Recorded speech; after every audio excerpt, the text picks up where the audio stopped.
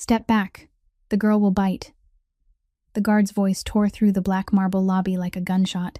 Wren Calloway stood frozen in the corridor, both hands gripping the handle of her mop as if it were the only thing keeping her upright. The wall clock read 11:47 at night. Her janitor shift was supposed to hold nothing more than the sound of water and the smell of damp floors. Not this. Right in the center of the main lobby of Ashford Holdings, beneath a bronze statue worth more than the apartment she lived in, a little girl sat curled on the cold floor. Soft black curls tangled around her small face, thin arms wrapped tight around her knees. Rocking, rocking, rocking. Her expression was blank, like a page no one had written on yet, but her eyes were not. They moved constantly, frantic, like two birds trapped inside a glass cage.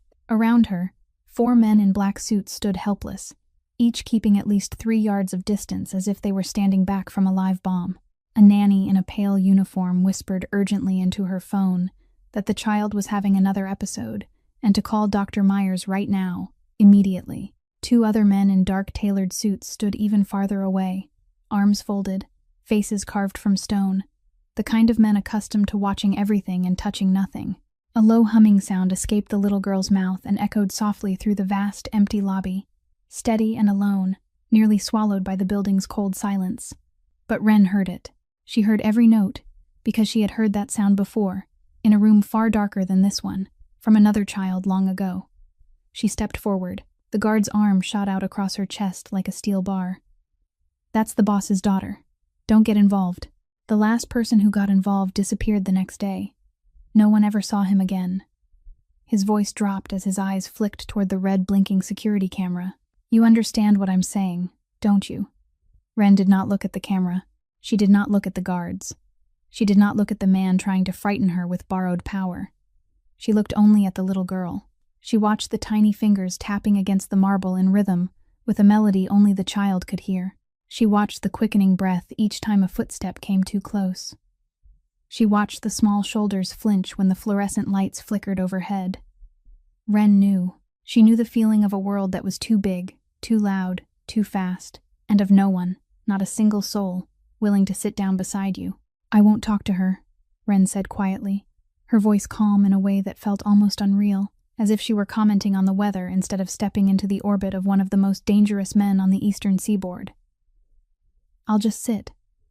And she sat down, right there on the cold black marble floor, 5 steps away from the child. Still in her faded gray janitor's uniform. Still in the worn sneakers she had owned for 2 years. Her sleeve slipped back slightly, revealing the edge of a long, pale scar running down her left forearm, and she pulled the fabric down quickly, an old habit as natural as breathing. She reached into her cleaning cart and took out a small bottle of dish soap, the cheapest kind from the dollar store. She dipped her finger into the mop bucket, touched a bit of soap, and lifted it to her lips. 1 bubble rose into the air, fragile and shimmering. 2, 3. They floated in the cool marble lobby, catching the light and breaking it into small rainbows. Delicate, slow, harmless. The little girl stopped rocking. Not all at once, but gradually, as if someone were turning down the volume on fear. The humming softened, softer, then disappeared. Her frantic eyes stilled and fixed on the nearest bubble, a pale blue one drifting lazily toward the ceiling like a secret refusing to fall. Wren did not look at her. She did not ask questions. She did not soothe or explain. She simply sat on the cold floor in her janitor's uniform and kept blowing bubbles. 1 burst. Another drifted higher. 1 settled briefly on the child's knee before dissolving without a sound. The guard stood stunned. The security men exchanged glances. The nanny lowered her phone, mouth slightly open. No one understood what they were witnessing. 12 of the world's leading specialists had failed this child. A psychologist from Switzerland, a behavioral therapist from Stockholm, a neurologist from Johns Hopkins. $30,000 a week. And the girl still rocked, still remained silent, still refused to meet anyone's eyes. But now a night shift janitor, armed with dish soap and mop water, was accomplishing what all that money could not buy: stillness. And above them, far above, behind one-way glass on the top floor, a man stood watching, Cale Ashford. Tall, cold, unmoving, a faint scar traced along his left temple, the mark of a bullet that should have killed him 8 years ago. His right hand still gripped the phone he had just silenced, 5 minutes earlier, a voice speaking Russian had been threatening to cut off shipments at the port of Newark. $2 million gone in a single night. He had ordered retaliation with 3 words, never even raising his voice. But now the hand holding the phone trembled. Cale Ashford, the man who controlled an empire stretching across the eastern seaboard, who crushed rivals before breakfast, whose name alone could silence an entire neighborhood, stood there watching a janitor sit on his lobby floor blowing soap bubbles for his daughter, and he could not breathe. Because the little girl below was Poppy, his daughter, his mystery, his wound that never healed. Poppy had not looked at anyone in nearly 2 years. Not at doctors, not at nannies, not even at him. But now she was looking at the bubbles, looking at the stranger's hand. And for the first time in 726 days, Poppy Ashford's eyes were still. Cale swallowed hard, his knuckles whitening against the railing. Down below, the janitor never lifted her gaze. She did not even know she was being watched. She simply sat there, quiet and patient, and blew another bubble into the air. The blue bubble rose through the light, touched the ceiling, and burst. But what it left behind, that sacred stillness between a little girl and a stranger, did not burst. Cale stepped into the elevator and pressed the lobby button. He did not know who the janitor was. He did not know why she could do what no one else had done. He did not know where the scar on her arm had come from. But he knew one thing. He would not let her leave the building tonight until he had his answers. If this story has touched your heart, please press the heart button to let us know you're here. Share this video with someone who needs to be reminded that sometimes love does not need a voice. And if you haven't subscribed to the channel yet, please subscribe so you won't miss the next part of this story. The elevator doors opened, and the lobby fell silent. Not an ordinary silence, but the kind that has shape and weight, the kind that happens when the air itself seems to hold its breath. The 4 men in black straightened at once as if pulled by invisible strings. The nanny lowered her head and slipped her phone behind her back. The 2 suited men stepped aside, eyes fixed on the marble floor. Wren was still sitting on the cold stone tiles, her hands damp with soap.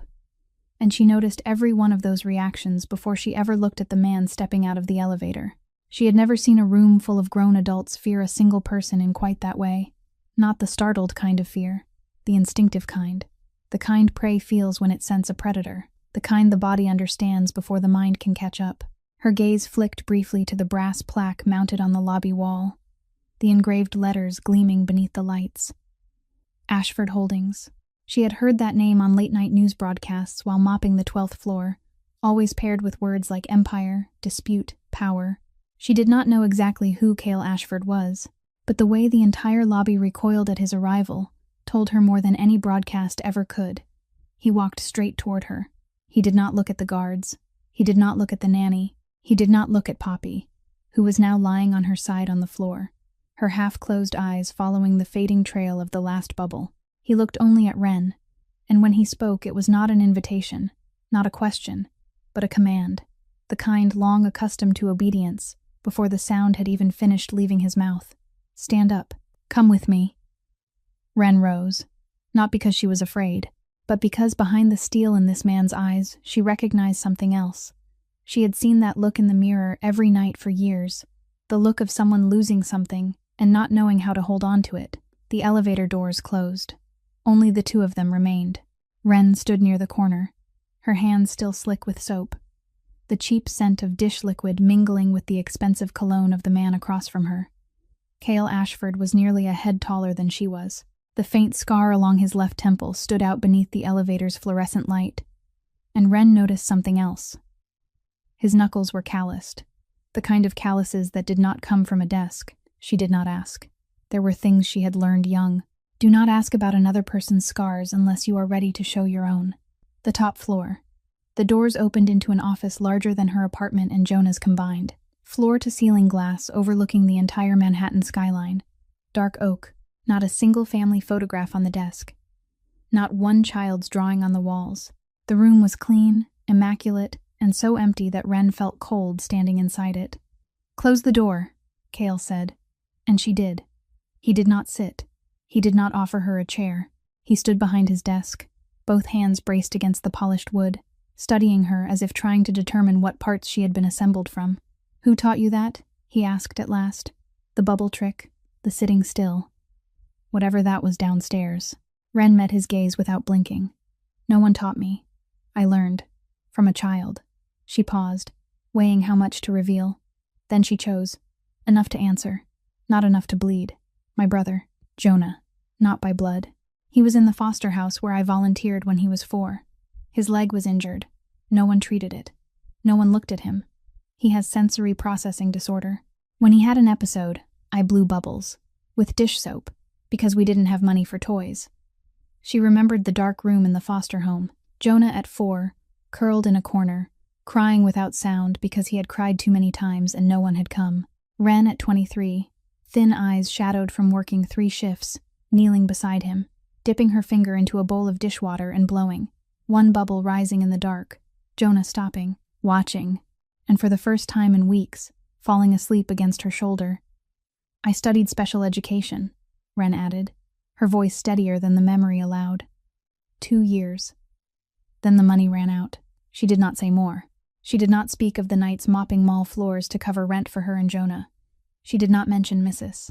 Harriet, the widowed woman downstairs who watched Jonah every evening while Ren worked the night shift, never taking $1 because she said every child deserves someone waiting at home. Cale remained silent while she spoke. He did not interrupt. He did not nod. He simply watched. Then he said, his voice flat as the surface of his desk, I want to hire you. To work with my daughter. Twice a week, maybe more. I will compensate you accordingly. Ren did not answer immediately. She looked around the office. At the barren desk with no family photographs.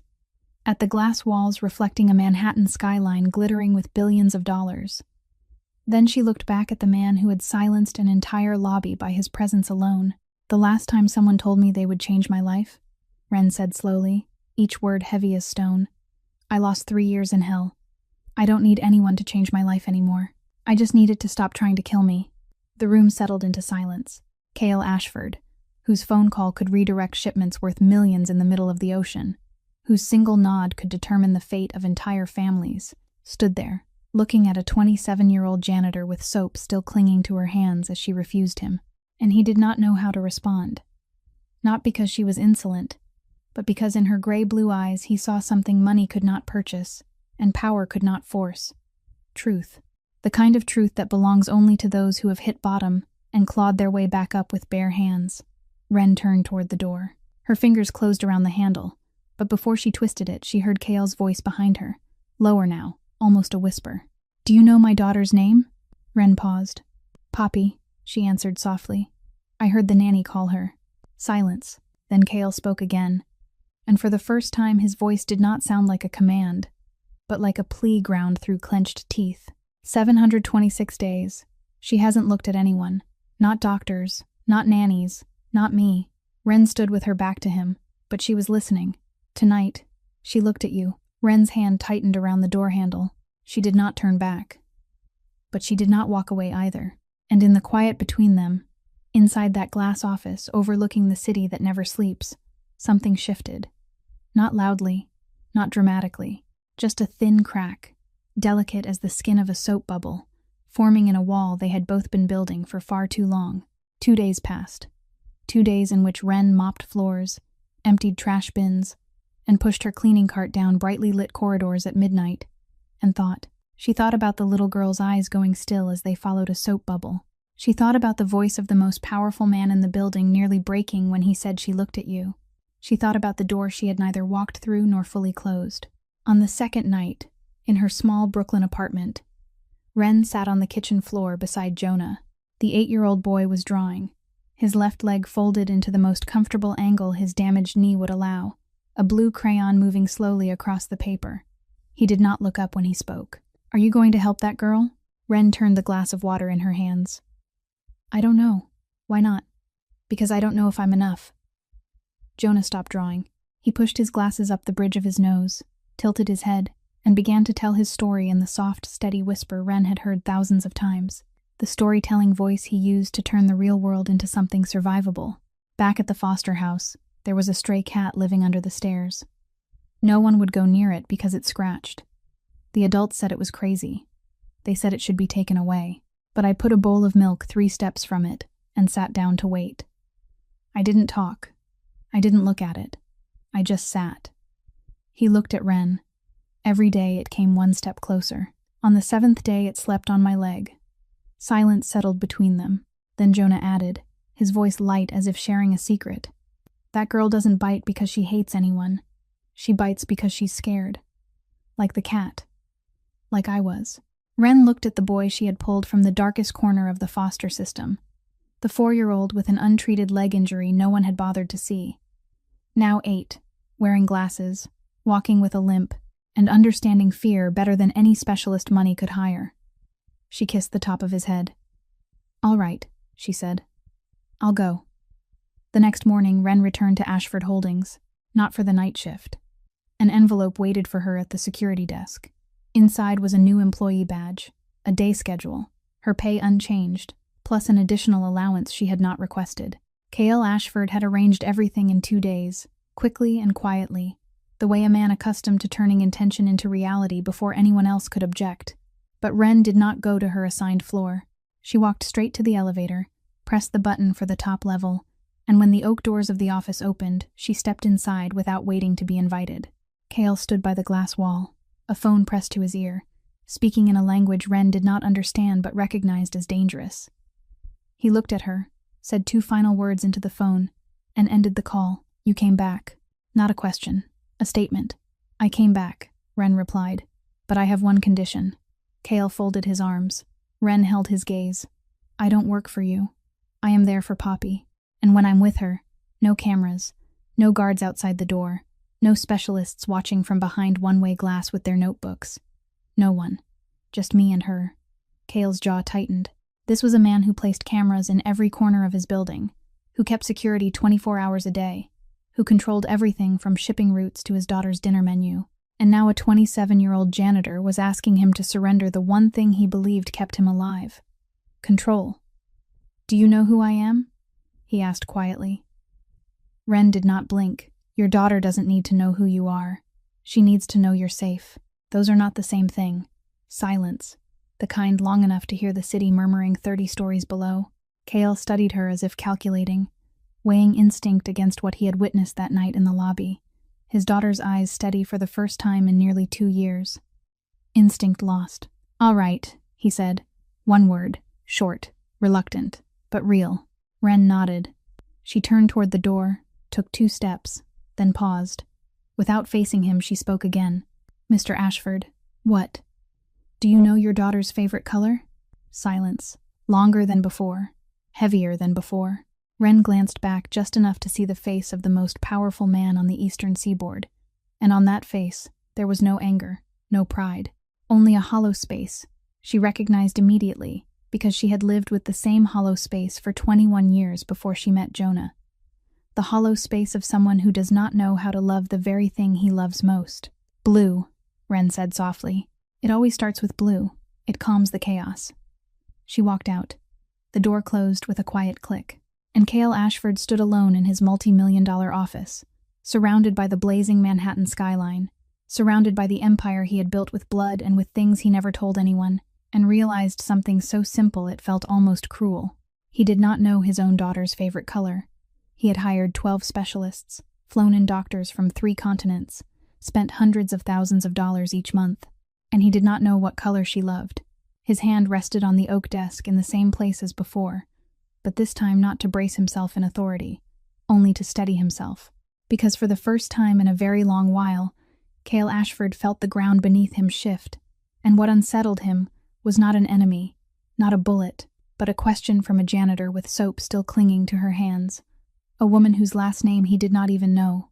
K.L. Ashford's penthouse sat at the crown of the Upper East Side, and when the private elevator doors opened, Ren understood at once why Poppy did not speak. The apartment felt like a museum. White walls, glass railings, sharp edges everywhere. Not a single flower, not a single crooked pillow, not one imperfection to prove that someone truly lived there. Everything was precise. Everything was immaculate. Everything was cold. Ren stepped inside with Jonah's hand clasped tightly in hers. He limped beside her, a backpack of crayons slung over one shoulder, his eyes wide as he took it all in, not afraid, only curious in the way of a child who has lived in enough bad places to know that beautiful does not always mean safe. K.L. stood at the end of the hallway, sleeves rolled up, bare feet against the stone floor. He looked at Ren, then down at the limping boy, and something in his gaze shifted. "You brought a child." "He's a bridge," Ren said, offering no further explanation. Jonah tipped his head back to look at Kale, pushed his glasses up his nose, and said in a voice barely above a whisper, "I'll be very quiet. You won't even know I'm here." Kale did not respond, but he did not object either. He led them down the long corridor and stopped before a half-open door. "She's in there." Ren looked through the narrow opening. Poppy's room was a miniature palace, floor-to-ceiling windows, sheer white curtains, toys arranged with military precision, each doll spaced exactly a hand's width from the next, books lined up from tallest to shortest, crayons resting inside an unopened box. And in the farthest corner of the room, Poppy sat curled by the window, her forehead resting against the glass, staring out at the city as if standing watch over something only she could see. Ren did not enter immediately. She knelt to Jonah's level and whispered, "I'll go in first. You sit on the other side of the room. Don't look at her. Don't speak to her. Just be there and do what you do best." Jonah nodded. He knew exactly what his sister meant. Ren eased the door open and stepped inside without a sound, lowering herself to the floor about 10 feet from Poppy. She took a small notebook from her bag and began to draw. Slowly, without looking at the girl. 5 lines. A circle. From the circle she sketched bubbles rising above the head of a small drawn child. Jonah settled in the opposite corner, his back against the wall, his damaged leg folded in close. He did not draw. He did what he always did when the world felt too loud or too silent. He told a story.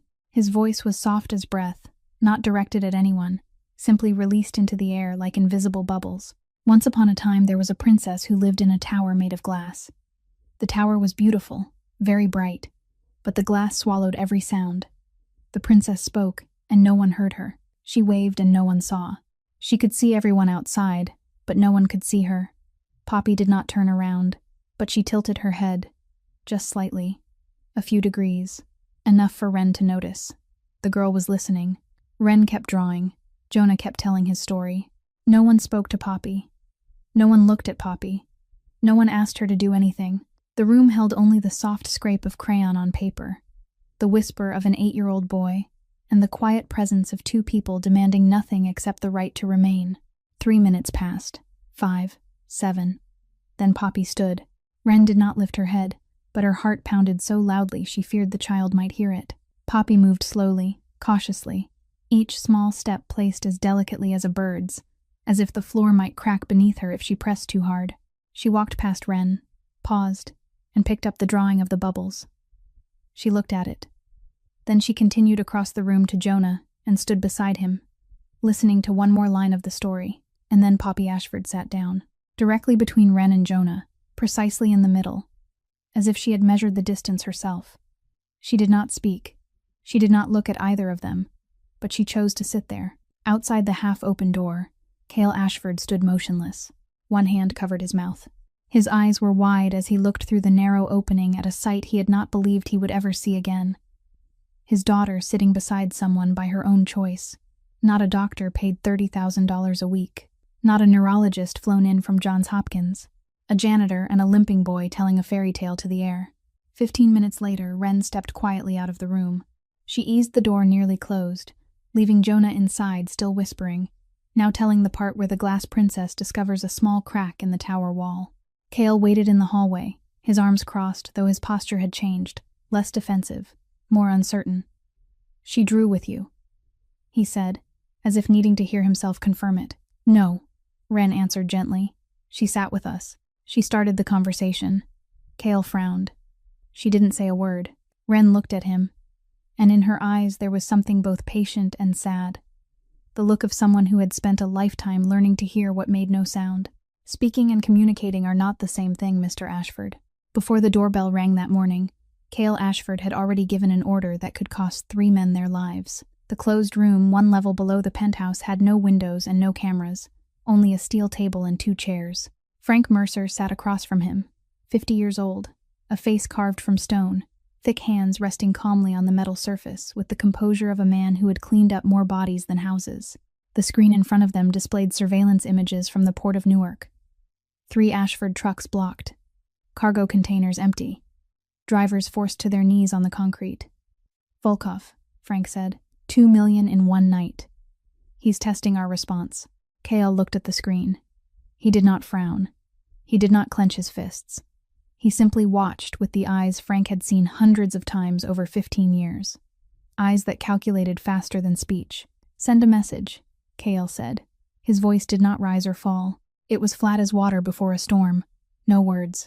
Frank nodded, stood, and left the room without asking another question. He did not need to ask. 15 years beside Kale Ashford had taught him exactly what no words meant. Alone in the sealed room, Kale stepped to the small sink in the corner. Cold water ran over his fingers. He lifted his head and studied his reflection in the mirror, the scar running along his left temple, the fatigue in his own eyes. And he wondered for the 1000th time whether that face resembled his father's, the man shot dead outside a grocery store in Brownsville when Kale was 12, or resembled Declan, the crime boss who had lifted him from the street and shaped him into what he had become. The penthouse doorbell rang. He shut off the water, dried his hands, and 5 minutes after ordering retaliation, Kale Ashford stood in his penthouse kitchen pouring water into 2 crystal glasses for a janitor and her limping younger brother. Wren accepted the glass and looked around. It was her second time in the penthouse, but the first time she had stood in the kitchen. It was large and spotless, and clearly seldom used. No magnets on the refrigerator, no coffee stains, no scent of cooking. She set the glass down without drinking. The last time we spoke, you said you hired 12 specialists for Poppy, Wren said. Kale leaned back against the counter, his palms braced behind him. More than that, a psychologist from Switzerland at $30,000 a week, a behavioral expert from Stockholm, a neurologist from Johns Hopkins. I flew them in, put them in 5-star suites, gave them full access, and none of them made her look. Wren tapped her finger lightly against the stone countertop. You hired a lot of people to talk to her. But who listened? Kale straightened. I listen. I rearranged my entire life for her. I canceled meetings, moved schedules, fired nannies, built a soundproof room, installed special lighting. You changed the schedule, Wren interrupted, her voice not loud but sharp. But did you change your heart? Silence followed. Not the angry kind, the kind that comes when someone names a truth you do not want spoken. Kale turned toward the window. Morning light cut across the kitchen floor and cast his shadow long and sharp. She used to talk, he said quietly, as if reminding himself. 3 years old. She babbled all day, pointed at everything and named it. Red, blue, bird. She laughed when she saw pigeons outside the window, laughed so hard she fell backward onto the floor. He stopped. Then one day, nothing. No talking, no pointing, no laughing, like someone flipped a switch. Wren did not interrupt. My wife left 3 months after that. The words fell into the kitchen heavy as stone. Kale did not look at her as he continued. Camille, she said she did not sign up for this life. Said she needed space. Said she would come back when things were better. He gave a short laugh without humor. Things did not get better, and she did not come back. Poppy knows, Wren said gently. Kale turned toward her. Knows what? That her mother left. She remembers. Wren paused, then added, The first time I came here, when the nanny walked past Poppy's room, she flinched. I thought it was the sound of footsteps. It wasn't. It was the sound of high heels. Kale went still. Then he spoke slowly. Camille was wearing high heels the day she left. Poppy was sitting on the floor watching her mother roll a suitcase to the door. The sound of heels on marble was the last thing she heard before the door closed. You knew that, Wren said. It was not a question. I banned high heels in the penthouse the following week, he replied. He said it flatly, like a building regulation. But Wren heard what lay beneath. He watched his daughter. He noticed. He understood that the sound triggered her panic, and he removed it quietly, without explanation, without recognition. He loved her the way he knew how, by controlling variables, eliminating threats, building walls, but he did not know how to sit down. Wren was about to speak when small footsteps in the hallway interrupted her. Jonah appeared at the kitchen entrance, holding a drawing, his eyes bright behind his glasses. Wren, he whispered, as if guarding a secret. I drew this for Poppy, but only if she wants it. He held up the page. 3 figures holding hands, one small with glasses, one with long hair, one with wide eyes.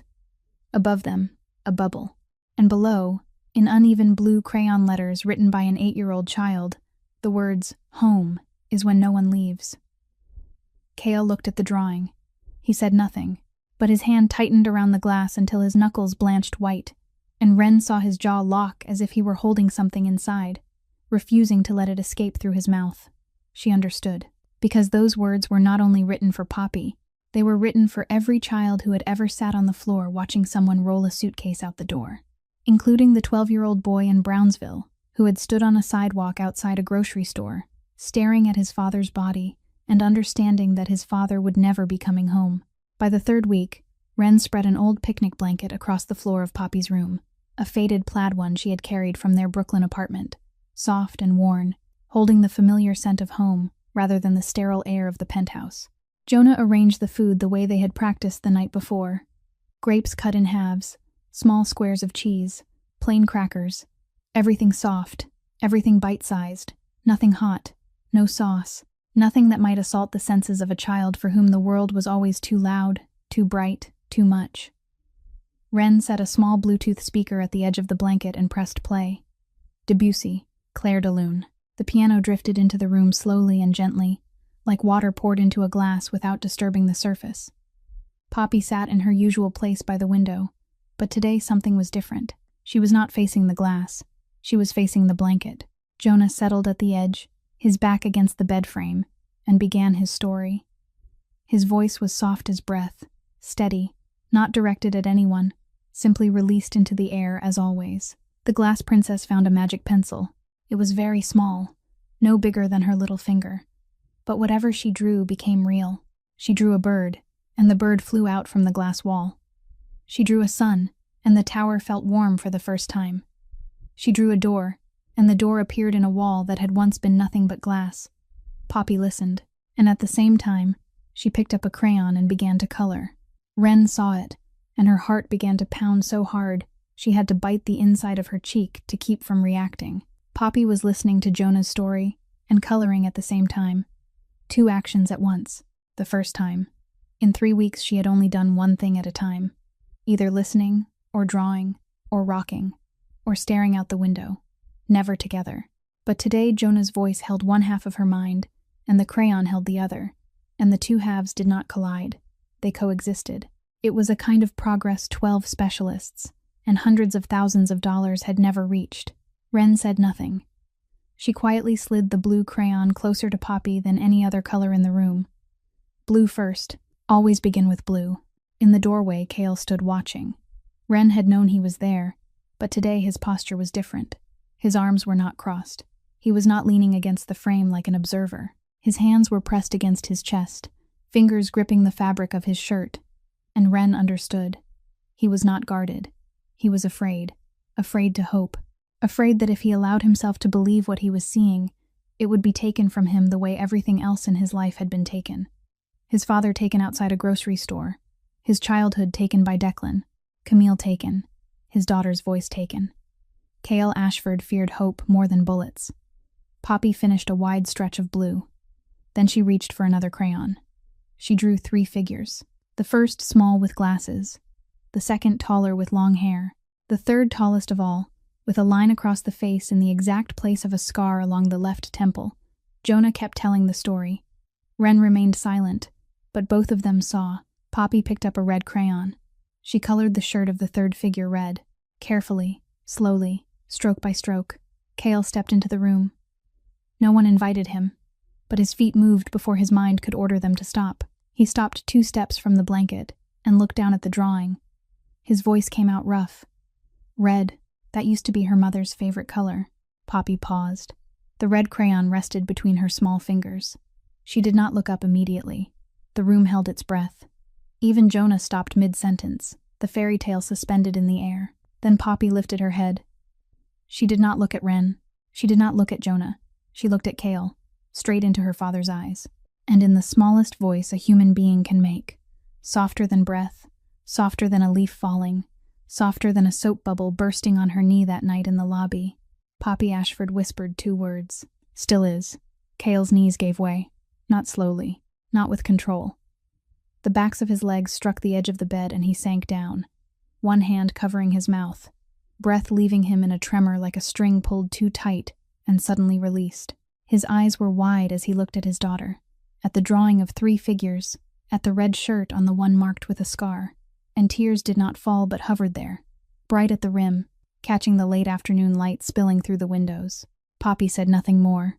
She lowered her head and continued coloring, the red crayon moving steadily across the page, as if she had just spoken the most important truth of her life, and could now return to the second most important thing, color. Ren did not move. Jonah reached beneath the blanket and squeezed her hand. She squeezed back, because both of them understood. Poppy had not only remembered her mother's favorite color, she had kept it. Through nearly 2 years of silence, through everything she had closed off and retreated from, she had carried that red inside her like a candle shielded in a storm. Still is. 2 words holding nearly 2 years of quiet, nearly 2 years of waiting, nearly 2 years that 12 leading specialists had tried to unlock without understanding that the key was not method, not money, but an old blanket, a fairy tale, and the steady presence of people who asked for nothing but the right to remain. That night the children fell asleep in Poppy's room. Jonah curled on a beanbag chair, Poppy in her bed with the red crayon still in her hand. Ren stepped into the hallway and found KL there, leaning against the wall, holding 2 cups of hot tea. He handed one to her. "She said red," he murmured. "She hasn't labeled anything in more than 2 years." "She didn't label it," Ren replied softly, taking the cup. "She remembered it. That's different." Kale looked at her. His eyes were unlike any she had seen before. Not cold, not calculating, not controlled. Just a father looking at the woman who had helped his daughter whisper for the first time in 726 days, unable to find words large enough for what he was feeling. "In my world," Kale said slowly, each word weighed before release, "silence usually means someone is about to die." He paused and met her gaze. But today, her silence meant someone is about to live. Ren did not ask what he meant by my world. She did not need to. She had seen the way the lobby bowed when he stepped from the elevator. She had seen the calluses on his knuckles. She had noticed the windowless room 1 level down that he believed she did not know about. She understood he was more than the chief executive whose name shone on the building, but she also understood that the man standing before her now, holding a cup of tea, eyes red from tears he would not allow to fall, was not a kingpin. He was simply a father who had heard his daughter speak after nearly 2 years, and he was trembling. The children were asleep.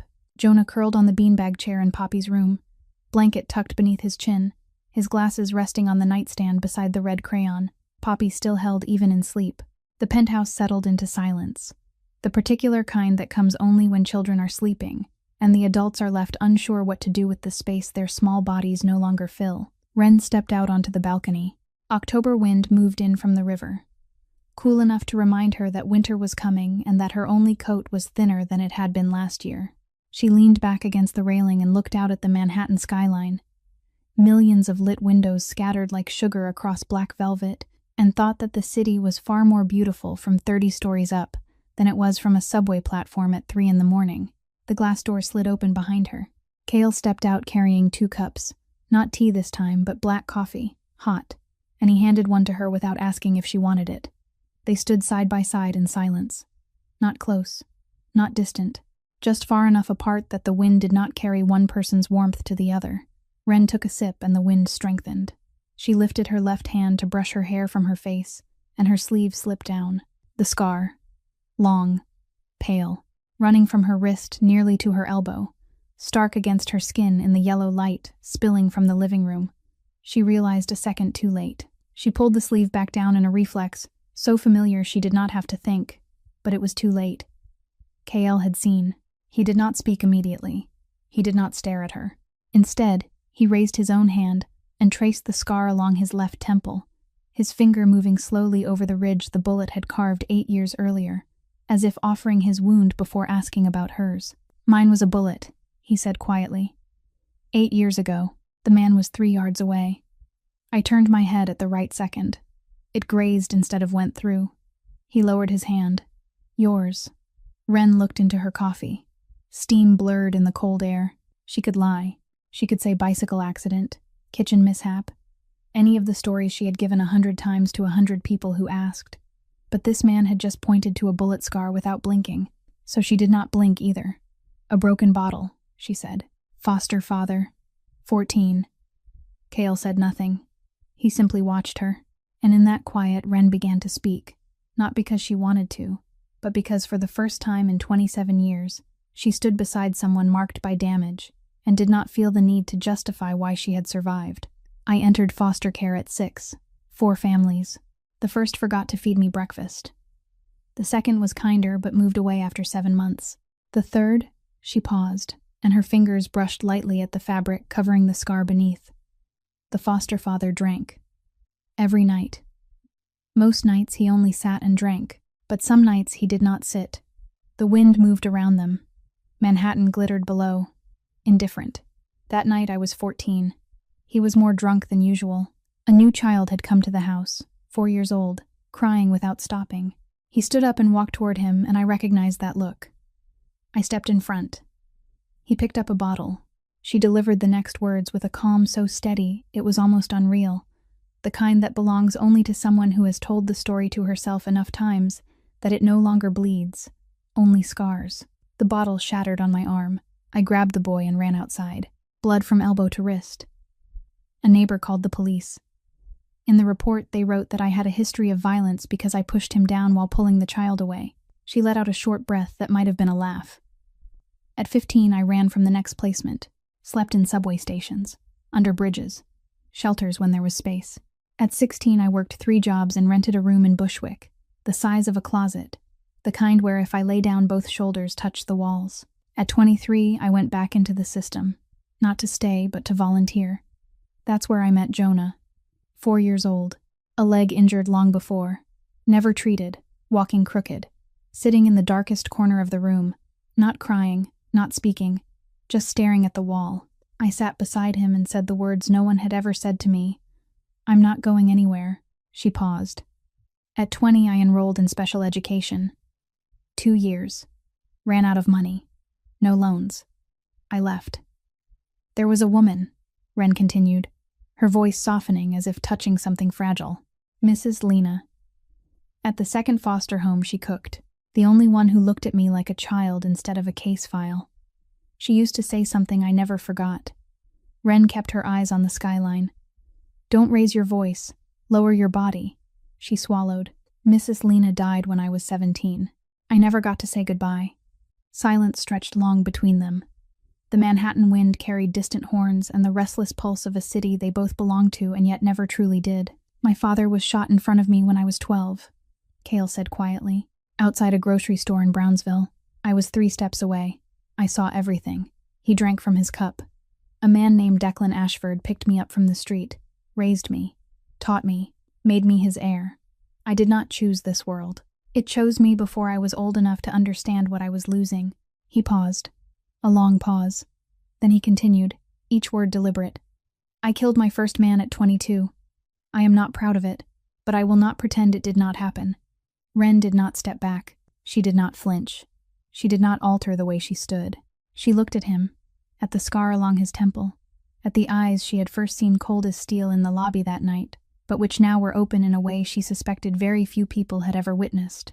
You are the first person with scars like mine who does not try to hide them, she said. Cale looked at her for a long moment. The wind lifted her hair, and he saw the way she stood straight, shoulders steady. Beside him on a balcony, 30 stories high, without trembling. Though she knew what he was, knew what his hands had done, and still remained. Mrs. Lena was right, he said. Lower your body. Perhaps that is why Poppy trusts you. Because you know how to kneel lower than someone else's pain. Ren offered a small smile. And you are learning. Cale turned his gaze back to Manhattan, the city glittering vast and indifferent beneath them. Very slowly, he said.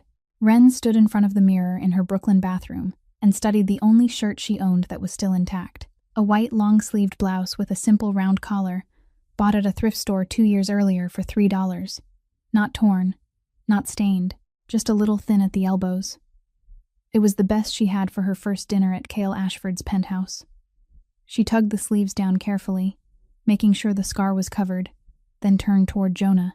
He stood in the doorway with his backpack of crayons slung over one shoulder, holding a folded sheet of paper he had spent the entire afternoon drawing. "Menu," he announced, lifting it with bright eyes behind his glasses. "I made a menu for Poppy." Ren looked at the paper. Crayon drawings in the uneven lines of an 8-year-old showed smiling foods: grapes with round eyes, bread with little jumping legs, a sweet potato wearing a crown. She smiled, kissed the top of his head, and together they left the apartment. When the penthouse door opened, Ren stopped short. The dining room had changed. The long conference-style table she had seen the first night, the kind that seated 12 people without requiring any of them to see one another's faces, was gone. In its place stood a small round table with 4 chairs and a simple cloth. The fluorescent ceiling lights were dark, replaced by the soft glow of 2 lamps and a single candle in the center. On the kitchen counter, Kale's phone lay face down and silent. Kale stood barefoot in the kitchen, sleeves rolled as always inside the penthouse. He watched Ren take in the room, and for a fleeting moment she saw something on his face that looked very much like worry. The worry of a man attempting something for the first time and unsure whether he had done it right. "I changed the table," he said, a little stiffly, as if delivering a report. "I can see that," Ren replied. She did not say more, but she understood.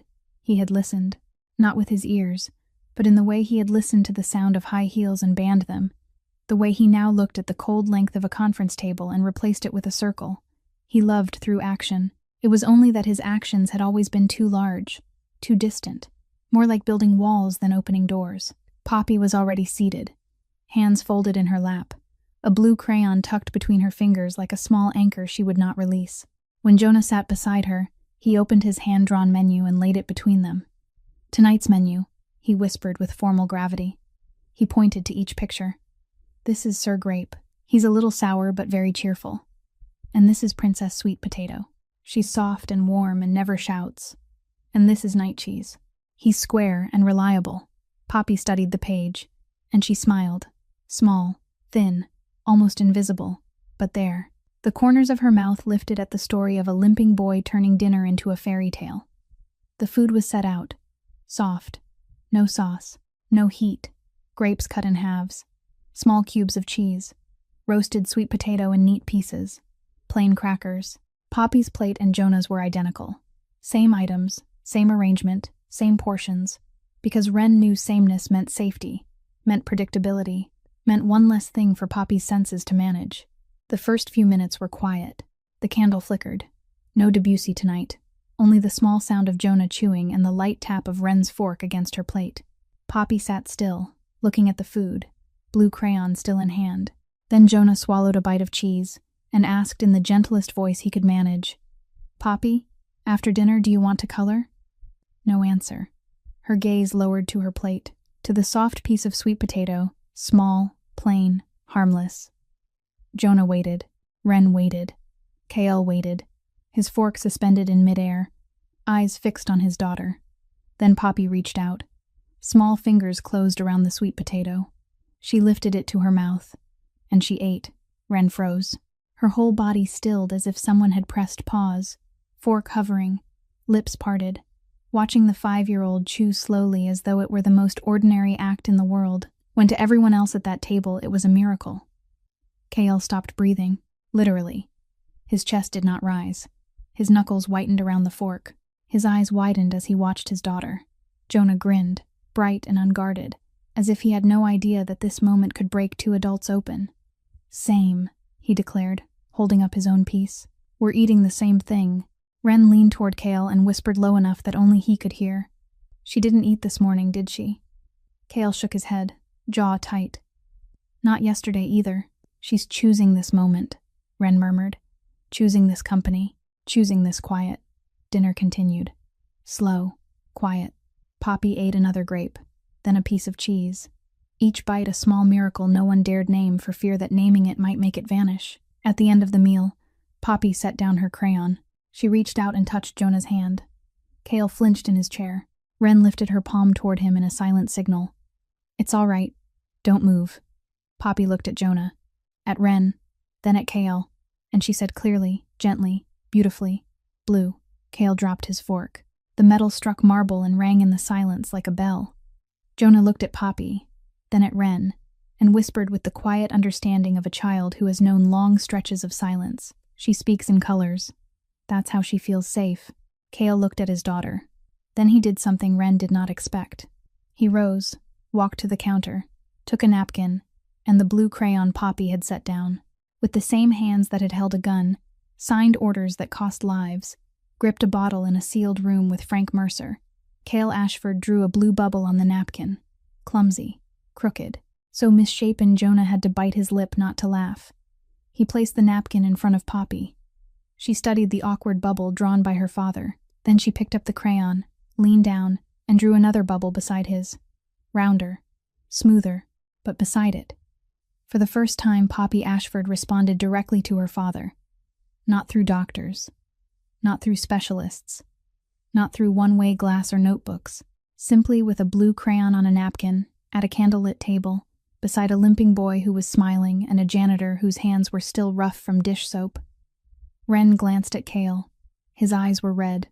Not crying, but shining at the rim as always, as though he had forgotten how to let tears fall the day he stood outside a grocery store in Brownsville. Dinner ended slowly. The children moved to the living room, Jonah telling a story, Poppy listening beside him with a crayon in hand. Ren washed dishes. Cale stood beside her drying them. No words, just drying. Then Poppy looked up from her half-finished drawing at the 4 figures in the room with a candle and a round table and no glowing phone screens. And she said 2 words no one had dared hope to hear. Dinner again. Ren stopped washing. Cale stopped drying. Jonah beamed. Next Friday. Poppy smiled. And that white, glass, sharp-edged penthouse, cold for so many years, carried for the first time in a very long while the scent of something no money in the world could construct but a round table, a candle, and 4 people without shared blood could create. The scent of home. The closed room, 1 level below the penthouse, had no windows. A steel table. 2 chairs. Frank Mercer was already seated when Cale walked in, and this time the screen in front of them did not show the Port of Newark. It showed Ren. Security stills from the parking garage. Ren stepping out of a taxi, her hand wrapped around Jonah's, the boy limping at her side, a backpack of crayons over his shoulder. Next image, the 2 of them entering the private elevator. Next, Ren sitting on the floor of Poppy's room, while Jonah told a story in the corner and Poppy sat between them. Next, dinner, the round table, the candle, 4 figures. Cale studied the images. His jaw tightened slowly, like a bolt being turned. Who took these? Building cameras, Frank replied evenly. Ours. That isn't the problem. The problem is if Volkov ever gets them. He swiped to the final image. Ren smiling. Poppy beside her. Jonah holding up his handmade menu. Candlelight flickering. A family scene. Warm. And to a man like Volkov, it was a target. She has no one, Frank said. No family. No relatives. No lawyer. No one who would ask questions if she disappeared. The boy even less. Volkov doesn't have these images. But if he does, she's the easiest leverage he's ever seen. Cale did not look at Frank. He looked at Ren. At the way she smiled at Poppy. At the way her hand rested lightly on Jonah's back. At the way she sat on the floor without invitation, as if she had been born to sit beside children the world forgot. Protect her, Cale said. Frank shook his head slowly. The best way to protect her is to cut her loose. Clean. Quiet. She goes back to night shifts and mops floors and lives her life. No one ever knows she stepped inside this building. I said protect her, and I said the safest protection is distance. Silence stretched between them, the kind Frank knew not to prolong, yet he did. You're not hearing me, so I'll speak to her myself. Cale looked at him for the first time since entering the room. His eyes were cold, but Frank Mercer had faced that look for 15 years, and did not step back. He rose, buttoned his jacket, and left before Cale could speak again. Frank found Ren on the 12th floor during her morning shift, mopping the corridor near the janitor's closet. She recognized him immediately. The stone-faced man she had glimpsed that first night in the lobby beside Cale, the type who never stood in front but always stood where decisions were made. He approached slowly, a brown envelope in his hand, and stopped 2 steps away. Ren Calloway, he said. Not a question. Frank Mercer. I work with Mr. Ashford, and you need to understand a few things. Ren set the mop aside. I'm listening. Frank opened the envelope. Inside was a thin file, but thick enough to destroy a life. He pulled out the first page and read without looking down. Clearly memorized. Wren Calloway. Entered foster care at 6.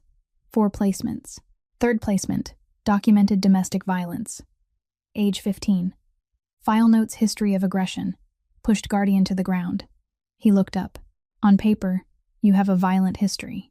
I pushed him because he was hitting a 4-year-old, Wren said calmly. The file doesn't mention that. The file doesn't need to. It only needs enough for a judge to raise an eyebrow. Frank withdrew the next sheet. Jonah Calloway, 8 years old, currently residing with you. No formal guardianship, no court order, no legal documentation establishing you as his guardian. Wren straightened. Her spine hardened as if steel had been threaded through it. 1 phone call, Frank said, closing the file. A single call to Child Protective Services and the boy goes back into the system. You know that system. You lived in it. The blow was not aimed at Wren. It was aimed at Jonah. And Frank knew exactly where to strike. Because for 15 years, he had cleared obstacles for Cale Ashford, and he understood that the weakest point in any human being was not their own heart, but the heart of the person they loved most. Wren went pale. The blood drained from her face so quickly she felt the hallway tilt. Jonah. The 4-year-old in the dark corner. The boy she had promised never to leave. The boy she woke at 5 each morning to work 3 shifts for. And now a phone call could return him to the place she had dragged him from. But Wren Calloway was not new to threats. She had been threatened by hands heavier than Frank Mercer's words. She had slept on concrete while other children slept in beds. She had stood up after every fall, not because she was strong, but because she had no other option. She inhaled, exhaled, and met Frank Mercer's eyes. I've lived in dangerous worlds since before I could read, she said, her voice steady, each word carved clean. Paper doesn't scare me, but I won't let your fear decide that little girl's future. Frank regarded her for a long moment. No anger, no admiration, just assessment, as though calculating the next move of a chess piece. 48 hours, he said. Think carefully. He turned and walked away, his steps measured, unhurried, the sound of his shoes on stone like a clock beginning to count down. That night in the Brooklyn apartment, Wren lay beside Jonah. He was asleep, breath even, injured leg tucked under the blanket, glasses resting on the pillow near his head. She studied his face in the glow of streetlight filtering through thin curtains, the small callus on his finger from gripping crayons, the way even in sleep he faced her as if afraid that if he turned away she might vanish. She looked at the scar along her arm. Broken bottle. 14 years old. She had shielded a child she did not know, and carried that scar ever since. Now she was shielding Poppy. But this time the cost might be Jonah. Am I being selfish? She wondered. Am I helping Poppy because she needs me, or because I need to be needed? Am I putting Jonah in danger because I refuse to step back? Her phone vibrated on the nightstand. A message from Cale. Poppy drew you today. You had wings. Wren stared at the glowing words in the dark, and then she cried, soundlessly, tears slipping into her pillow beside Jonah's steady breathing, beneath the faint Manhattan light leaking through the curtains. Not tears of joy, not tears of sorrow, tears because a 5-year-old girl had drawn her with wings, and she did not know whether those wings were strong enough to lift or only beautiful enough to fall. Wren called at 6 in the morning. Cale answered on the second ring, as if he had been holding the phone all night. I can't continue. Her voice did not shake. It was worse than that. It was flat, the flatness of someone who has already cried and now has only bare truth left. I don't have credentials. I don't have family. On paper, I have a history of violence. I don't even have legal guardianship of the child I'm raising. 1 phone call and Jonah goes back into the system. 1 phone call, Mr. Ashford. Silence. Then Cale spoke quietly. Frank met with you. Not a question. Don't blame him, Wren said. He's right. I'm the weak point. If someone wants to hurt you through me, they have ammunition. And the first bullet won't be aimed at me. It'll be aimed at Jonah. Wren, I don't deserve to be near Poppy. Not because I don't want to be, because I'm not enough. She ended the call before he could answer. Because if he said one more word, she would change her mind. And she had no right to change her mind when the cost could be Jonah. The penthouse that morning was silent in a way Cale had never heard before. Not the familiar silence Poppy lived inside every day. This was empty silence. In Poppy's room, crayons lay untouched on the floor, blank paper, the Bluetooth speaker dark, no Debussy, No Jonah whispering about a glass princess. No faded plaid blanket. No Wren. Poppy sat in her corner, knees drawn to her chest, rocking. The low humming returned, steady, alone, exactly as it had been that first night in the lobby, as if the last 3 weeks had never happened. The nanny tried to enter. Poppy covered her ears. Dr. Myers called. Cale listened, nodded, hung up, and ignored every piece of advice. Instead, he did the one thing Wren had taught him. He sat down on the floor, for the first time without Wren there to guide him. No Jonah telling stories. No one but him and his daughter, and the vast silence between them. He sat 3 yards away. He did not speak. He did not look directly at her. He simply remained. When he tried to say her name, she clamped her hands over her ears, so he stopped speaking. He sat.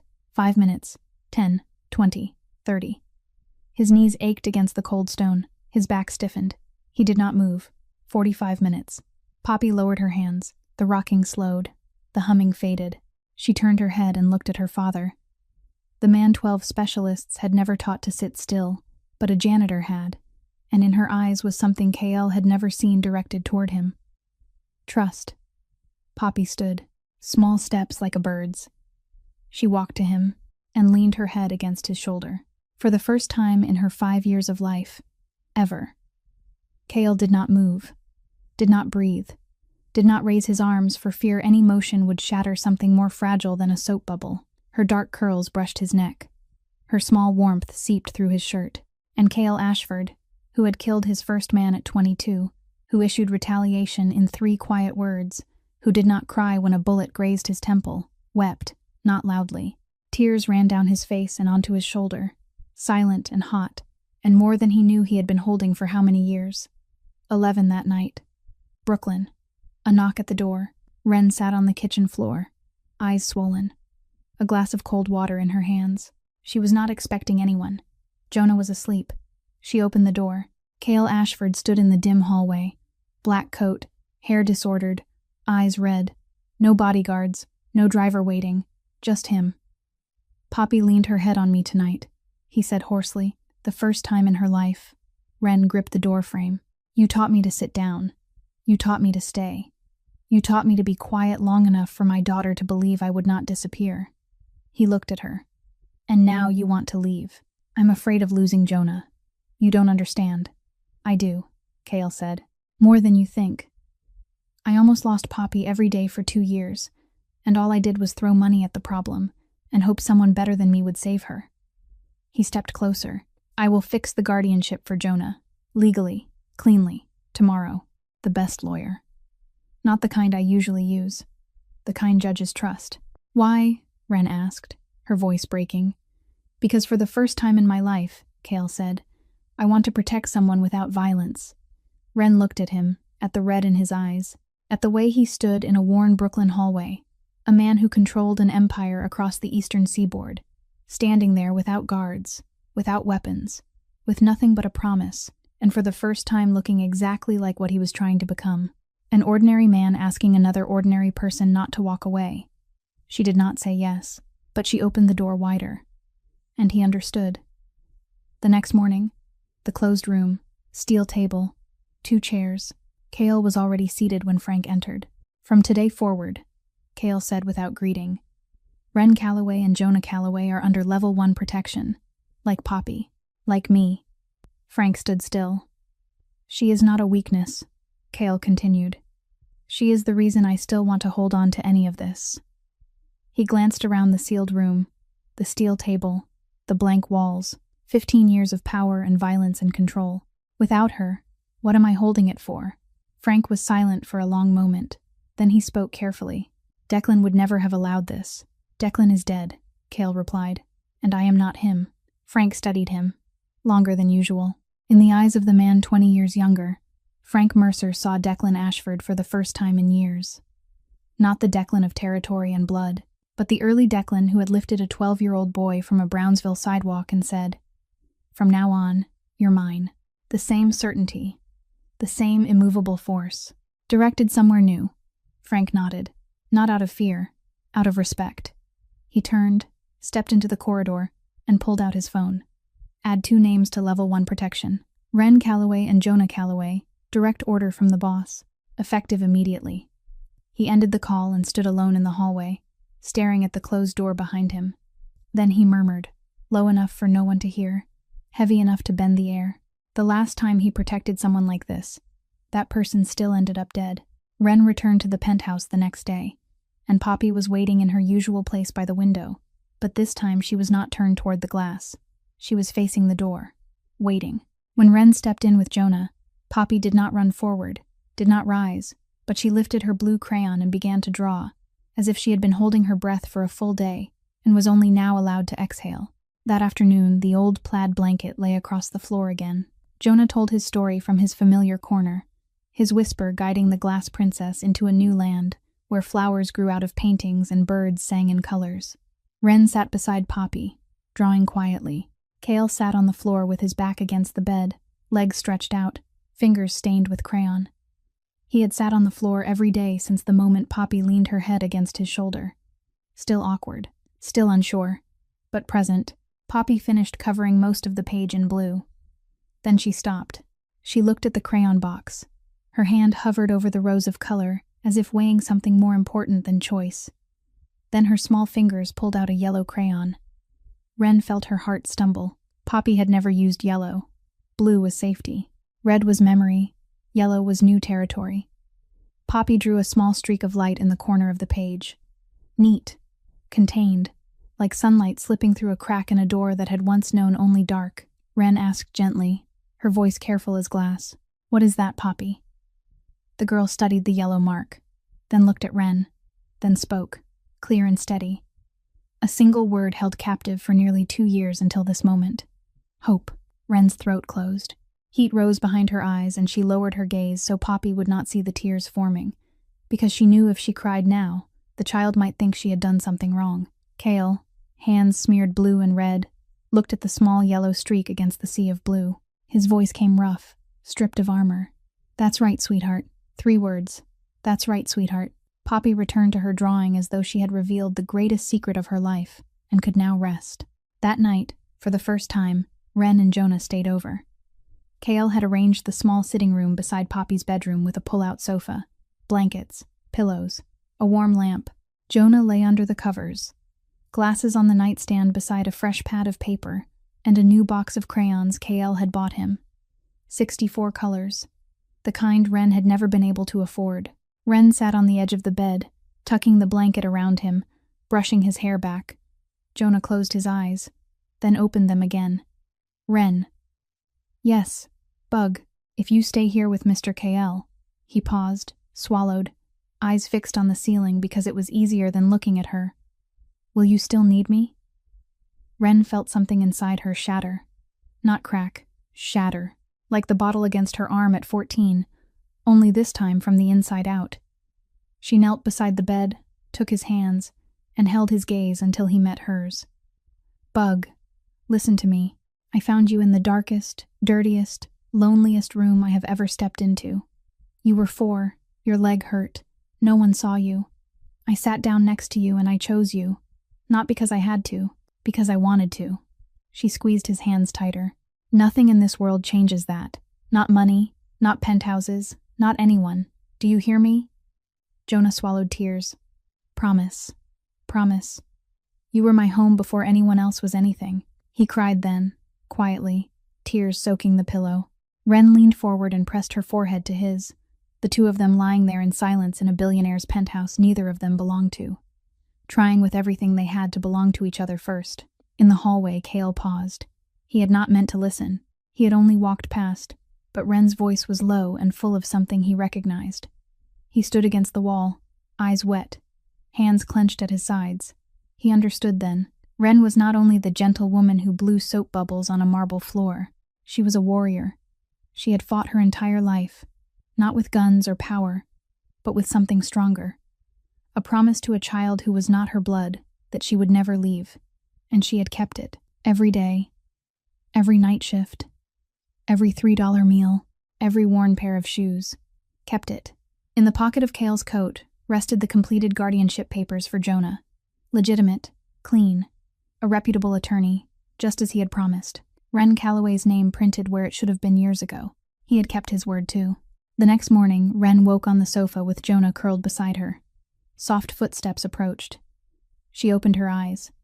Poppy stood there in white pajamas, holding an extra blanket she had dragged from her own bed. She said nothing. Carefully, she spread it over Jonah, covering his shoulders, then tilted her head as if checking whether he was warm enough. Satisfied, she turned and padded back to her room. Ren lay still, tears sliding sideways into her hair. At the end of the hall, Cale stood with coffee in his hand. He had seen it too. "She's taking care of someone else," Ren whispered a few minutes later, eyes still red. Cale nodded, because she finally has someone taking care of her. The envelope arrived in the morning, thick, cream-colored, embossed with the gold seal of the Supreme Court of New York, and it sat on the penthouse kitchen island like an unexploded bomb. Cale looked at it without opening it. He did not need to. He knew where it came from before he read the sender's name, because in his world, expensive legal paper came from only two places: an enemy who wanted him dead, or someone who once loved him and now wanted to take the thing he loved most. He opened it. Camille Devereaux. An emergency petition for full custody. Grounds stated that the father was unstable, that he exposed the child to unqualified individuals of unclear background, that the living environment was unsuitable for a child with special needs. Cale finished reading. He set the papers down. His first instinct was not to call his lawyer. It was to grip the edge of the marble counter until his knuckles blanched, his jaw locking tight, his eyes darkening in a way Frank Mercer had seen hundreds of times before someone paid for it. Frank stood in the kitchen doorway. He looked at Cale, looked at the papers, understood immediately. "Do not," he said, his voice firm. "Do not handle this the way you handle Volkov." Cale looked at him. "She disappeared for 3 years. Not one call, not one letter, not $1 in support. And now she comes back because she hears the girl is doing better, and because she hears there is a cleaning woman inside your penthouse with her daughter," Frank replied. "Her lawyer will use that." Cale said nothing, but his hand loosened from the counter, and Ren, standing at the end of the hallway having heard every word, realized that for the first time since she had met Cale Ashford, he was afraid in a way no bullet had ever made him afraid. Afraid of losing Poppy. Ren left the penthouse early that morning to give Cale space to speak with his attorney. She stepped out of the elevator into the lobby and stopped short. A woman stood in the center of the marble floor, beautiful in the way money creates and discipline maintains. Honey blonde hair sleek and straight. A camel coat that fell below the knee. Heels. Ren noticed the heels before she truly registered the face. The sharp rhythm against marble was so familiar it sent a chill through her, because it was the sound Poppy feared. Camille Devereaux held a cup of coffee in her hand. Her fingers trembled. Slightly, but Ren saw it, because she had spent a lifetime noticing the details others ignored. "You are the cleaning woman," Camille said. Her voice was cold, but not steady, like a sheet of glass that looks solid until a single crack shatters it. Ren studied her. The heels, the trembling hand, the eyes that were the same color as Poppy's yet missing the stillness Poppy carried. "And you are the mother who left?" Ren answered. Camille blinked fast, as if struck, but she did not step back. "You know nothing about me." "I know Poppy panics at the sound of high heels," Ren said quietly. "I know she draws 3 people, but never 4. I know she remembers your favorite color, but not your voice." Camille set the coffee down on the reception desk. Her hand shook harder now. "Do you think I wanted to leave?" she said, and her voice shifted, less cold, more fractured, as if a layer of armor had been peeled away to reveal the wound beneath. "I sat with her every day, every single day, for 2 years. I sang, I read, I held her, and she looked straight through me as if I were glass. 2 years without one glance into my eyes. Do you know what that feels like? To be erased by the child you gave birth to." Ren did not answer immediately, because she did know. Not with a child, but with the world. 15 years in the foster system. 15 years being looked through instead of looked at, written into files instead of called by name, existing without being seen. "I did not leave because I hated her," Camille continued, her voice smaller now, her eyes red though no tears fell, because she had clearly learned long ago how to hold them back. "I left because she did not need me. She did not look at me. She did not respond. I felt rejected by my own daughter, and I was not strong enough to survive that." Silence settled between them. The lobby was empty.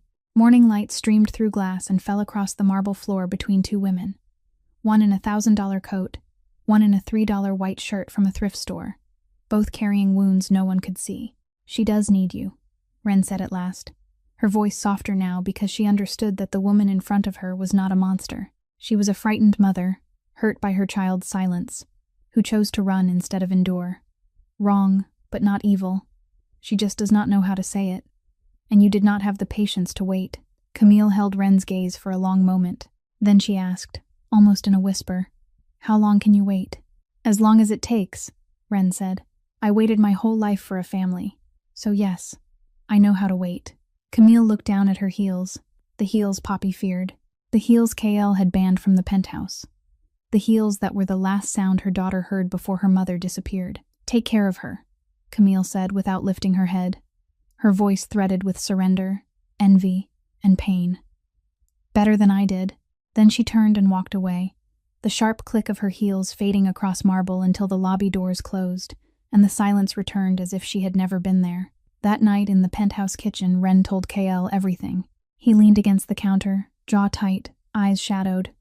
"She left for 3 years and now she files for custody." "She is not entirely cruel," Ren said. KL looked at her. "You are defending her." "I am not defending anyone. I understand her. She left because she was afraid. Because being rejected every day by her own child broke her." Ren paused, then added gently but with an edge that did not waver. "You left too. Into your empire. Into that sealed room with Frank. Into midnight phone calls in Russian. The only difference is you left while staying in the same house." Kale did not argue. Not because he did not want to, because she was right. The courtroom smelled of old leather, stale coffee, and fear. The kind of fear that cannot be seen but settles thickly into the walls, into the oak benches, into the faces of everyone seated inside, because all of them understood that the outcome of this morning would decide where a 5-year-old girl would sleep tonight. Poppy sat in the public gallery wearing blue, the sweater Ren had chosen at dawn, because blue was safety, blue was calm, blue was the language the child trusted. Her right hand held Jonah's. He sat beside her with his back straight, glasses pushed up the bridge of his nose, his injured leg folded carefully beneath the bench, and he did not let go of her hand, even though he was trembling. Across the aisle, Camille Devereaux sat with her legal team, gray coat, hair pulled tight into a knot, her makeup flawless in the particular way only very sad people require it to be flawless. Kale sat at his table in a dark suit without a tie, the scar along his temple stark beneath the fluorescent lights. He did not look at Camille. He looked at Poppy. Only Poppy. Camille's attorney rose first, tall, silver-haired, his voice smooth and precise as a blade slicing paper. "Your Honor, my client has grave concerns about the environment in which her daughter is currently being raised. Mr. Ashford has permitted a woman without clinical credentials, without professional licensing, with a documented history of violence in foster care records, to have ongoing and unsupervised contact with a child who has special needs." He opened a file. Ren Calloway. Foster system. 4 placements. Documented violent behavior at age 15. No college degree. Occupation, cleaning staff. He looked up. "Miss Calloway, I have only one question. Who are you to interfere in this child's life?" The courtroom went still. Ren sat in the witness chair in her $3 white shirt, hands resting on her knees, spine straight. She looked at the attorney, then at the judge, then at Camille, the woman she had faced in the lobby, the woman with the high heels Poppy feared and the eyes the same color as her daughter's. "I am the one who stayed," Ren said. Her voice was not loud, not trembling, not sharp. It was simply true, the kind of truth that costs a lifetime to earn the right to speak. "I grew up without anyone staying. I entered the system at 6. 4 homes. No one kept me long enough for me to remember the smell of their house. At 14, I was beaten for protecting another child. At 15, I slept on the street. I know exactly how heavy absence is, because I carried it on my back every day for 21 years before I met Jonah." She looked at Camille. "You love your daughter. I believe that. I saw it in your eyes in the lobby that day. But when love leaves," she paused. "The child remembers the leaving." Camille did not look at her. She stared at her own hands. Ren turned back to the judge. "I do not have a degree. I do not have a license. I clean floors for a living. But I know something no diploma can teach. Because I learned it in my own skin. She drew a breath. Sometimes the most therapeutic thing you can do for a child is stay. Kael's attorney stood then, composed and methodical, presenting document after document. Legal guardianship papers for Jonah Calloway, duly signed by the court. Ren Calloway recognized as his lawful guardian. Criminal record, none. No convictions. The notation of violence at 15. Self-defense while protecting a younger child from an abusive guardian. Police report confirming. No charges filed. Progress reports for Poppy Ashford over the previous 4 weeks. Documented improvement in communication. Stabilized eating patterns. Social interaction with 2 consistent figures. Use of color language. The judge read each page. Expression unreadable. Then a soft murmur stirred in the gallery. Jonah stood up. 8 years old. Walking with a limp. Glasses slightly crooked. His hand still holding Poppy's until he had to release it to step forward. The judge looked down at him. "What would you like to say, son?" Jonah pushed his glasses higher. He swallowed. Then he told a story, because that was how Jonah Calloway spoke truth, not with argument but with fairy tales. "Sir, I know a story about a princess who lived in a glass tower. She could see everyone outside, but no one could see her, because glass swallows voices, because glass is clear, but it is still a wall." He paused, swallowed again. Then one day a girl came. Not a princess, not a knight, just an ordinary girl. She did not knock. She did not shout. She did not try to break the glass. She just sat outside the tower, every day, every day, every day. He looked at Poppy, and one day the princess opened the window, not because the ordinary girl was beautiful or rich or special, but because the ordinary girl did not leave. He faced the judge. "Poppy is the princess. My sister is the ordinary girl, and we are not leaving."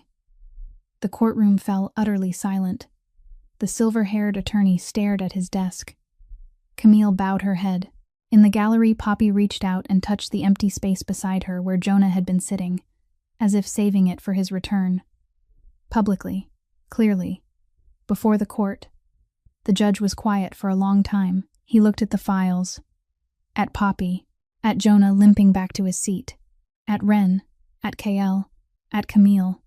Then he ruled. Poppy Ashford would remain with her father, Kael Ashford. Camille Devereaux would be granted supervised visitation upon completion of a comprehensive psychological evaluation. Ren Calloway would continue her supportive role with the consent of the father and under professional oversight. The gavel struck. Murmurs rose. Cameras clicked. None of the 4 heard any of it. Poppy turned to Kael. She looked at her father and spoke in a small but steady voice. A voice that had hidden for nearly 2 years and was now releasing its words like soap bubbles into the air. "Stay blue." Kael looked at his daughter. His eyes were red, his jaw tight, but his voice did not shake when he answered. Because this was a promise, and Kael Ashford did not make promises he would not keep. Always. The photograph was taken from a distance, through a fence, blurred yet sharp enough to kill. Ren and Kael stood in the small rooftop garden of the penthouse in the late afternoon, washed in gold from the setting sun. Both were barefoot on the artificial grass. Ren was laughing, her brown hair lifted gently by the wind, and Kael's hand was touching hers, only briefly, only fingers brushing fingers, but the lens had captured it. Behind them on the glass wall hung one of Poppy's paintings, slightly crooked, bursting with color, and beneath it in crayon the words read, "Home is when no one leaves." The article went live at 7:42 in the morning. The headline stretched in bold across the front page of a tabloid, "Crime Lord Ashford brought down by a cleaning woman." By 8 o'clock it had spread across the internet. By 8:15 it was no longer just the photograph. Someone had dug deeper. Someone with money and access and motive had turned page after page of Ren Calloway's foster care file and laid it open to the public, like a fish cut open on a market table. Violent past, no degree, once homeless. Who was the woman beside Kael Ashford? Ren read the article on her phone in the penthouse bathroom, sitting on the edge of the bathtub with the door locked. She read every line. The first line named her, Ren Calloway, 27 years old, night shift cleaning staff at Ashford Holdings. The first cut. The next line referenced foster care records, noting violent behavior at age 15. The second cut, deeper, because they did not write that she had shielded a 4-year-old child, did not write that the bottle shattered against her arm instead of her breaking it herself. The next line described nights in subway stations and shelters, no professional qualifications. Raising a child not her own who until recently had no legal guardianship in place.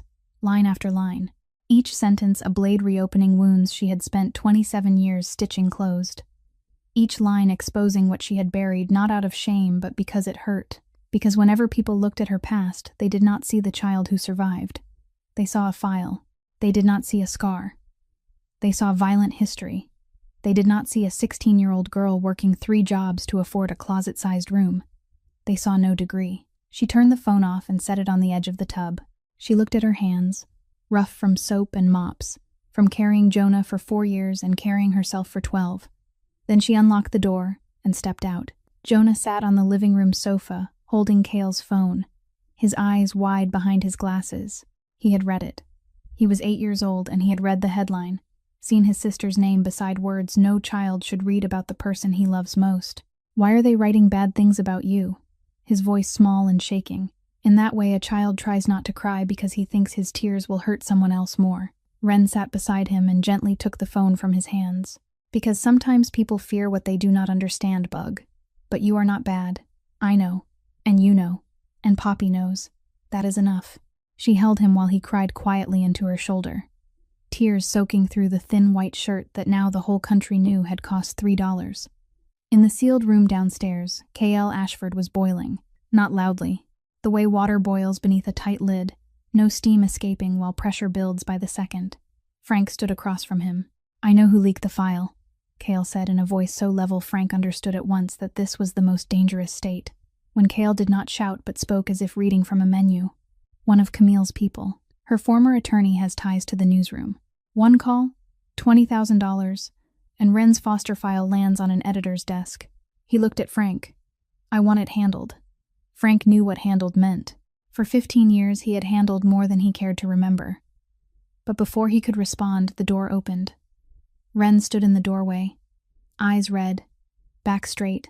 She looked at Cale, at the way his hand gripped the steel table, at his jaw clenched, at the darkness that had begun to lift from his eyes over recent weeks now settling back in.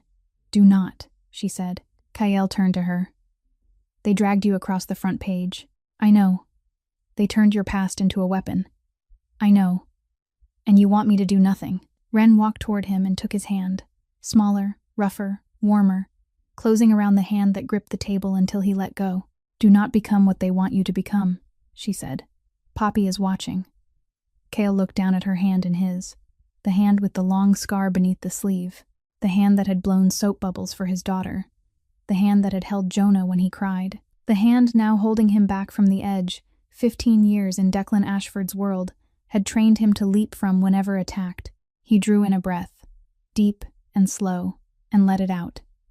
Frank watched them in silence and left the room without a word, because Frank Mercer had lived long enough to know when he was no longer needed. The sealed room held only Ren and Cale. I can leave, Ren said softly. If I am not here, the story will fade. The press will move on. Everything will settle. Cale turned toward her so fast she stepped back half a pace, not from fear but from the intensity in his eyes. The kind of intensity he reserved for very few things in his life, for Poppy, for his empire, and now for her. Do not, he said, each word slow and heavy as stone. Dare say that. Silence followed. I do not care what the press says. I do not care what Frank says. I do not care what the world says. He stepped closer. I care what my daughter says. And she says your name like it means safety. I will not take that from her, not ever again. The rain came down hard that morning. Not a gentle rain, not the kind people use as metaphor, but real rain, November rain in New York, slanting sideways, sharp with cold, soaking through to the bone in 30 seconds, the kind that keeps people indoors unless they have something worth standing in it for. Cale Ashford stood at a microphone outside the doors of Ashford Holdings. No suit, no tie, no bodyguards flanking him, only a dark coat clinging to his shoulders, wet hair plastered to his forehead, the scar along his temple stark beneath the rain, and eyes fixed on the dozens of cameras aimed at him like gun barrels. Behind him, under the building's awning, stood Ren with Poppy and Jonah. Poppy held Jonah's hand, dressed in blue, watching her father through the curtain of rain. Jonah stood straight, despite the tremor in him, glasses fogged at the edges, his other hand gripping Ren's, and Ren watched Cale, watched the way he stood alone in the storm before the entire world, without armor, without shield, with nothing but truth, and she realized it was the first time she had ever seen him completely exposed. Not exposed in body, exposed in spirit, with nothing left to hide behind. Cameras clicked, flashes burst. Reporters pressed forward beneath umbrellas. Microphones lifted like an inverted forest. Cale gripped the edge of the podium, rain streaming down his sleeves, and began to speak. I have been asked to explain, by the board, by shareholders, by the press, to explain why I, the head of Ashford Holdings, allowed my daughter to spend time with a cleaning woman, why I knelt on the floor drawing stars with crayons, why I sat for 45 minutes in silence on cold stone and called that progress. He paused. Rain ran down his face, across the scar. I will not justify myself, because I am not ashamed. Silence held beneath the roar of rain. No reporter interrupted. My daughter's name is Poppy. She is 5 years old. She did not speak for nearly 2 years. She did not look at anyone. She would not eat. She did not respond. I hired 12 of the best specialists in the world, flew them in from 3 continents, paid $30,000 a week, and not one of them made her look at me. He drew a breath. Then one night a cleaning woman sat on the floor and blew soap bubbles with dishwater, and my daughter looked, for the first time in 726 days. He lowered his eyes briefly, then lifted them again. My daughter used to choose only blue. Blue was safety. Blue was silence. Blue was everything she dared to touch. His voice shifted, softer now, like a father telling a bedtime story while the child stands behind him and the world listens. Last week she added yellow, just a small streak in the corner of her drawing. I asked her what it was. He paused. She said hope. The clicking of cameras grew denser, but no one spoke. You dug into her past, Cale continued, his voice steady again, not angry, only truthful in the way of someone unafraid of truth. You found foster care, the streets, subway stations. A record that says violent behavior, but does not say she was 15 protecting a 4-year-old child from being beaten. You found no degree, but did not find 2 years studying special education before she ran out of money. Not will. He looked directly into the nearest lens. You call that a weakness. I call it evidence. Evidence that she survived. Evidence that she is stronger than anyone in this building, including me. The rain intensified, striking harder against pavement and coat. Cale did not move. I carry a scar from a bullet, he said, touching his temple lightly. She carries a scar from a shattered bottle. Both are battlefield wounds. The difference is her battlefield was childhood. Her battlefield was a system built to protect children, and yet forgets them inside its walls. He released the podium and stood straight, rain coursing down his face unchecked. The woman you wrote about, the cleaning woman, she is not my employee, not my consultant, not a specialist I hired. He held the camera's gaze, and in that moment, his voice was no longer the voice of a chief executive or a crime lord. It was the voice of a man standing in the rain, speaking the only truth that mattered. She is family. He stepped away without taking questions, without turning back, and walked through the rain toward Wren and the children beneath the awning. Water streamed from his coat as he stopped before them. Poppy reached out her small hand and touched her father's wet one. Jonah looked up and smiled. The video spread within hours, but not like the earlier article. That had been fire. This was water. Comments poured in like a tide. He said what no chief executive would dare say. It is the first time I have seen a powerful man admit a cleaning woman is stronger than he is. I watched this with my autistic son, and for the first time we both felt seen. The child chose yellow and called it hope. I am crying on the bus. The line about scars from childhood broke me. That night in the penthouse, the children slept. Poppy lay in her room, clutching a yellow crayon instead of blue. Jonah curled on the beanbag beside her bed, blanket to his chin, glasses resting on the nightstand. Wren stood on the balcony looking out over a rain-washed Manhattan. City lights blurred through water like a watercolor left unfinished. Cale stepped out beside her, hair still damp, and stood there silently facing the same horizon. You chose well, Wren said softly without looking at him.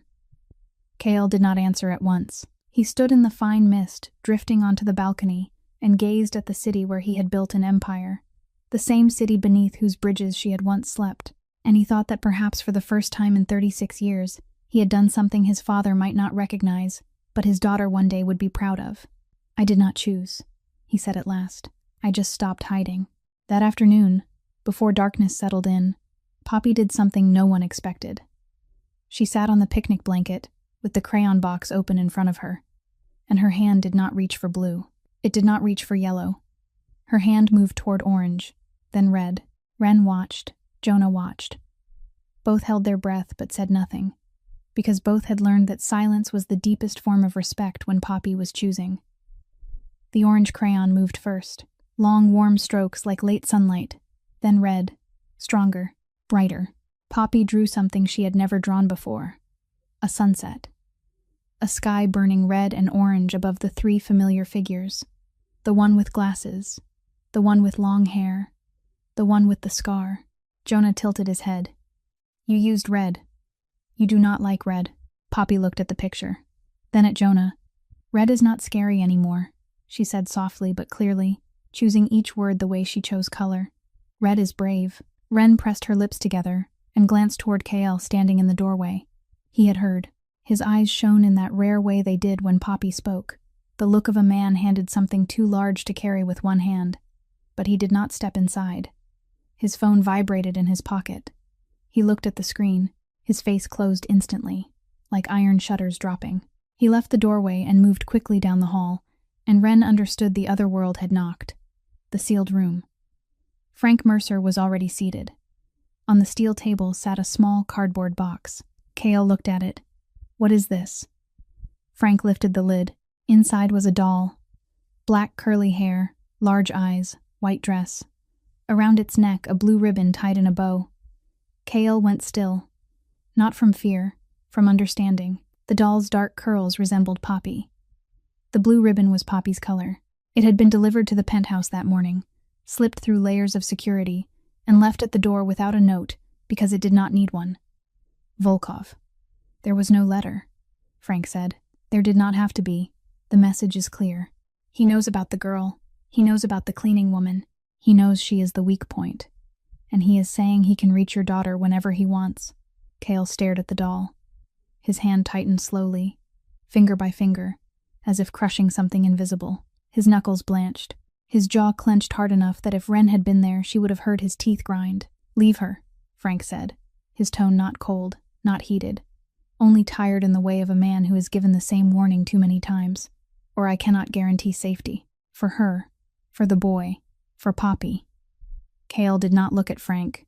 He looked at the doll, at the blue ribbon around its neck, the color his daughter used to say safe, the color his enemy now used to say I know.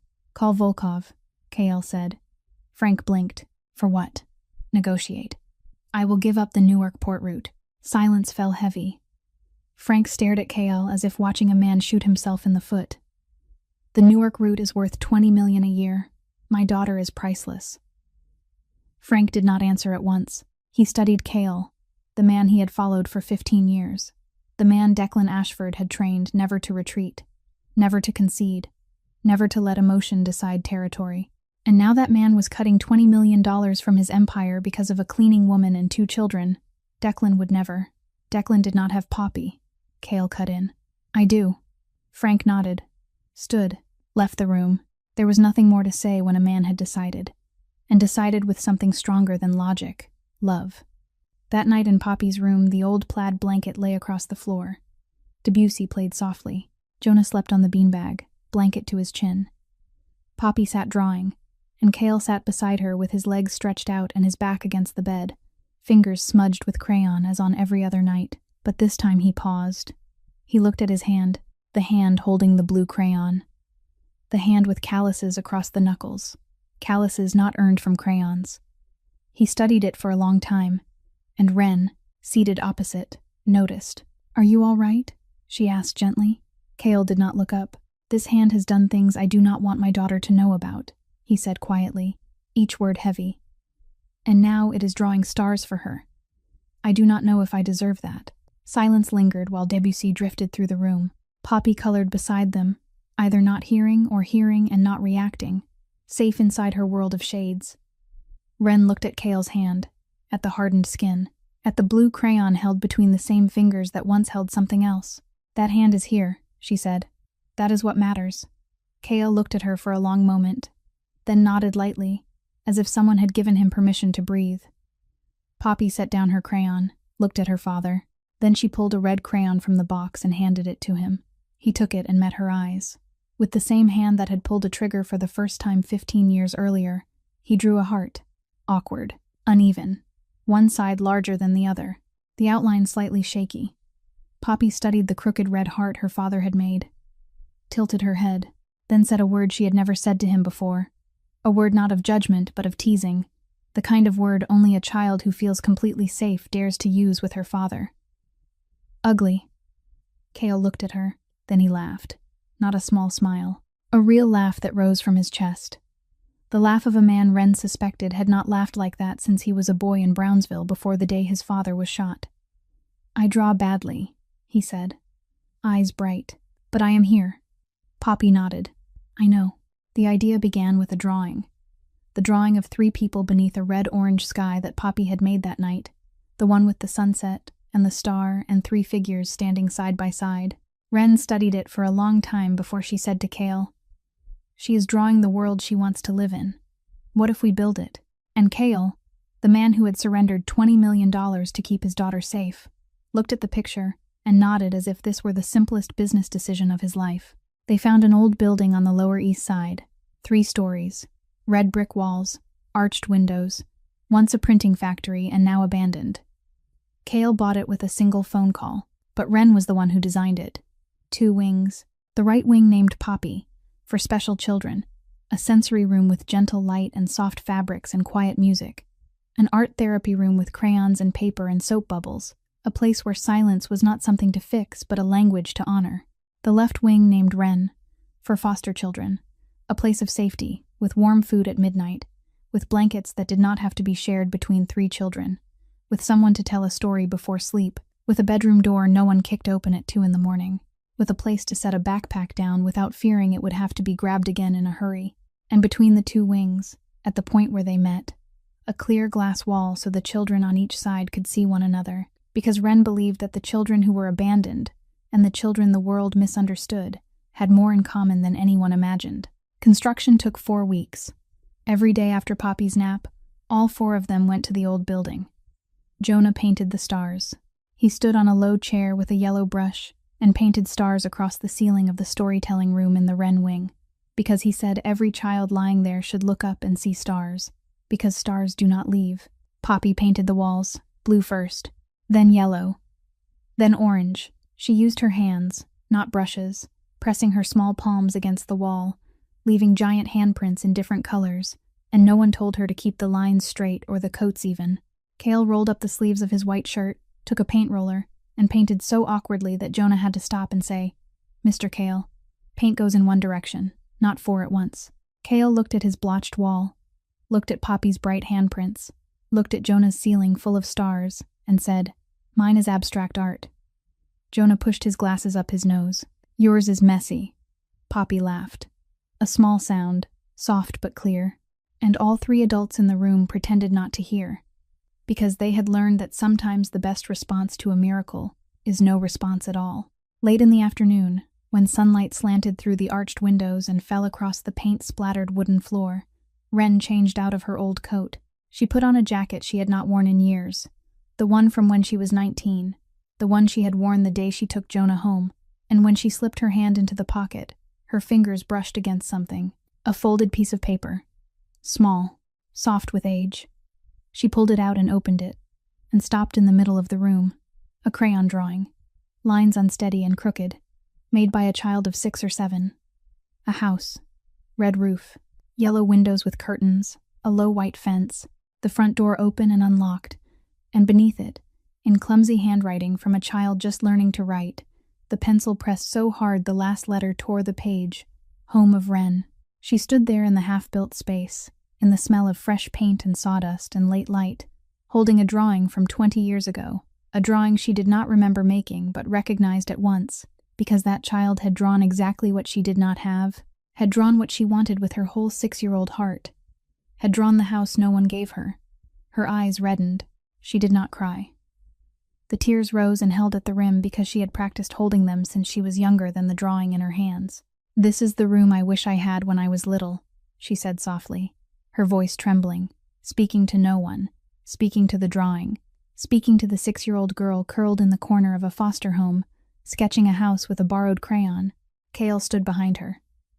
She did not know when he had come. He looked at the drawing in her hands, at the red roof and the white fence and the open door, then looked around at the building taking shape, the uneven painted walls, the ceiling full of stars, Poppy's handprints everywhere, Jonah telling a story to Poppy in the corner of the next room, and he understood that everything happening here had begun with that small piece of paper, with the dream of a child no one had stayed for. "Then now you have it," he said. Ren turned and looked at him, said nothing, nodded, then folded the drawing carefully and placed it on the ledge of the arched window where the late sunlight touched it, beside the sign Jonah had written in blue crayon, in large, careful letters, the words of an 8-year-old boy who never left anyone behind. Home is when no one walks away. The night before the opening, the penthouse was quieter than usual. Not a heavy silence, but the kind Ren had learned to read. The silence of a home breathing while everyone inside slept. Jonah was curled on the beanbag in Poppy's room, blanket pulled to his chin, glasses resting on the nightstand. He slept there every night now because Poppy rested better when she could hear him breathing. And Jonah, a child who had not had anyone breathing beside him for the first 4 years of his life, understood the value of that more than anyone. Poppy was asleep. She was supposed to be asleep. Ren was in her room at the end of the hall, sitting on the bed. The drawing of the red-roofed house from 20 years ago on the nightstand beside a photo of Jonah. She was looking at the photograph that would hang in the center tomorrow, 4 of them with paint on their faces, laughing, Poppy with a blue handprint on her cheek, Jonah with a yellow star on his forehead, Cale streaked with paint across his shirt, and she with a red crayon tucked behind her ear. Small footsteps in the hallway. Light. Hesitant. The steps of someone who wants to come closer but is not sure she is allowed. Ren looked up. Poppy stood in the doorway. White nightgown, dark hair loose around her shoulders, hugging a small pillow to her chest. Wide eyes fixed on Ren in the soft light from the hall. She did not speak. She only stood there and held out one hand. Ren did not ask why she was not asleep. Did not ask what she needed. She asked nothing. She rose, walked over, knelt down, and took the small hand. Warm. The tiny fingers tightened at once, as if afraid that if they did not close quickly enough, the other hand would disappear. She led Poppy back to the bed, laid her beside Jonah, who was still sleeping, pulled the blanket up, brushed the dark hair from her forehead.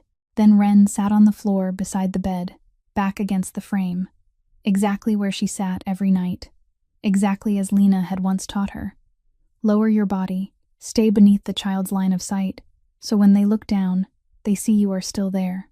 Poppy held her hand over the edge of the mattress, tight. She did not let go. Silence. Then a small voice. "Ren." "Yes." A long pause, the kind Ren knew well, not empty but crowded.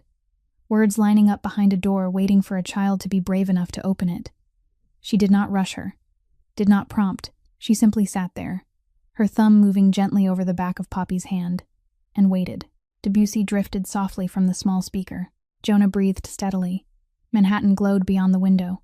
Mother Ren, 2 words, light as breath. Yet they fell into the room like thunder, like rain, like something larger than any sound this penthouse had ever heard. Not Mother Ren. She did not replace anyone. She did not erase Camille. She did not choose one woman over another. She did what only a 5-year-old child with her own way of seeing the world could do. She created a private language for a private love. Camille was Mother. Ren was Mother Ren. 2 different names because 2 different loves. Because Poppy was not losing anyone but adding someone. Because her heart worked differently, arranging the world by color and by precise titles, and she had found the precise title for the woman who sat on the floor beside her bed every night. Ren could not breathe. Tears rose fast and without warning, the kind she had held back since she was 6, held through 4 foster homes, through subway stations at midnight, through 3 jobs at once, through every time someone walked away, and now she could not hold them any longer. She cried. Silently, tears slipped down her cheeks without sound, because she did not want Poppy to think she was sad. These were not tears of sorrow. They were the tears of someone being called something she had never dared to dream of. "Mother Ren is here," she whispered, her voice trembling but steady. "Mother Wren is not going anywhere." Poppy closed her eyes. Her fingers still clung tight, and slowly her breathing deepened and grew heavy with sleep. Her hand wrapped around the hand she had just named, because in Poppy's world anything that had a name was real, and anything real stayed. Cale stood in the doorway. No one knew how long he had been there. He did not step inside. He leaned his head against the frame, shoulders lowered, eyes closed, and from his lips came a single word so soft it was almost no sound at all. "Thank you." Wren did not turn. She did not need to. She heard him, and she nodded in the dark beside the bed of 2 sleeping children in the highest penthouse in Manhattan. And that night, for the first time, this place was not a penthouse. It was home. Late. The living room. The children sleeping deeply. Wren sat on the sofa, with her legs tucked beneath her, holding a cup of tea gone cold, her eyes still red but dry. Cale sat beside her, a hand's width between them, the quiet of 2 people who no longer need words to understand. "She called you Mother," he said softly. "Mother Wren." Wren corrected gently. She made her own name. Not Mother, not Wren, Mother Wren. A title only for me. "She is building a language for her family," Cale said, and there was something in his voice Wren had never heard before. Awe. Awe for his 5-year-old daughter, the child the world had labeled unreachable, but who was in truth building a language more complex than any other. A language where every word was exact, every color carried meaning, every title was a declaration. He took Wren's hand, the first time he had held it not to lead her somewhere, not to keep her from leaving, but simply to hold it because he wanted to. "I want to wake up every morning," he said slowly, "and the first thing I see is you kneeling beside my daughter's bed. Every morning until I no longer wake up." Wren looked at him. "That is the worst proposal I have ever heard. The meaning is right." "The meaning is very right," she said softly, and rested her head on his shoulder. No kiss, no embrace, just resting. The weight of a woman who, after 27 years of standing alone, finally allowed herself to lean. And Cale sat there with her weight on his shoulder, looking out at the Manhattan night, the city he once ruled through fear now staring back at him in lights, and he thought the empire Declan built for him had never given him this feeling, the feeling of a shoulder heavy for the right person, the feeling of home. That morning the sky was gold. Not the harsh gold of blazing sun, but a soft, honeyed gold, the kind Manhattan rarely offers yet offered that day, as if the city itself understood what the day meant. Balloons of every color were tied along the fence of the 3-story red brick building on the Lower East Side, drifting in the autumn breeze, blue and yellow and orange and red, each color a story only 4 people fully understood. The sign above the gate read, "The Ashford Calloway Room." Jonah's handwriting enlarged, uneven, imperfect, perfect. Beneath it a smaller sign, white with blue letters, written by hand in Wren's softer script. No labels, no tests, only time, trust, and gentleness. Families began arriving early. No one asked for diagnoses. No one asked for levels. No one asked what was wrong with your child. The greeters at the door asked instead, "What music does your child like? Does your child prefer bright rooms or quiet ones? Which color feels calming? Would your child rather sit alone or beside someone?" Wren stood in the Wren wing guiding foster parents on how to lower themselves beneath a child's line of sight, how to wait without pressing, how to let silence become an invitation instead of a wall. She spoke gently and calmly, and every parent who looked at her saw something no degree could teach, the truth of someone who had walked through it herself. Cale was in the poppy wing. He knelt beside a 7-year-old boy who would not look at anyone, the boy sitting in the corner of the sensory room with his hands over his ears, and Cale said nothing. He simply lowered himself to the floor, placed a box of crayons between them, and waited. The boy's father stood in the doorway with red eyes, because it was the first time he had seen someone sit beside his son without trying to fix him. Jonah told stories. He sat on a low chair beneath the yellow stars he had painted across the ceiling of the Wren Wing storytelling room, and 6 children sat on cushions around him, watching. Jonah spoke in his familiar whisper. "Once upon a time, there was a princess who lived in a glass tower. The princess did not speak, not because she did not know how, but because no one had yet been worth speaking to. Then one day an ordinary girl came and sat at the base of the tower. She did not knock, she did not call out, she just sat. Every day. Until the princess looked down and thought, perhaps this one will stay. Poppy sat in the beanbag in the corner listening. 2 other children sat near her, a 4-year-old autistic boy and a 6-year-old foster girl, both gently echoing Poppy's soft rocking rhythm. Poppy did not push them away. She allowed them to remain within her circle of safety, because that circle had widened so much since 726 days ago. The ribbon cutting came. The ribbon was not one color but all colors, and Jonah and Poppy each held one side of the oversized scissors. 2 small hands pressed down together and the ribbon fell in a slow cascade, every color dropping to the floor like broken crayons scattering into a rainbow. Applause erupted. But Poppy did not look at the crowd. She turned, looked behind her. Cale stood 3 meters away among the people, taller than the rest, the scar at his temple visible, his eyes fixed on his daughter. And Poppy ran. She ran across those 3 meters. 3 meters that 726 days ago had been a canyon, a desert, a distance no specialist could bridge. She ran on small legs, in her blue dress, dark hair flying, and collided with her father. Her arms wrapped around his neck, an embrace, complete, not resting her head on his shoulder, not brushing his hand. An embrace, both arms around his neck, her face buried at his collar, fingers clutching his shirt, her small body pressed tight against the man who dropped to his knees at once, as if his knees had been waiting for this moment since the day she was born. His face pressed into her hair, his eyes closed, his arms around her back, and he said nothing. There was nothing left to say. A silent climax. Not the absence of sound, but a sound too large for ears. A silence felt in the chest, in the bones, in something deeper than language. Jonah stood beside Ren holding her hand, watching Poppy cling to Cale, and whispered, "She is speaking with her whole body." Applause broke again around them. Parents cried, staff cried. Someone recorded with trembling hands.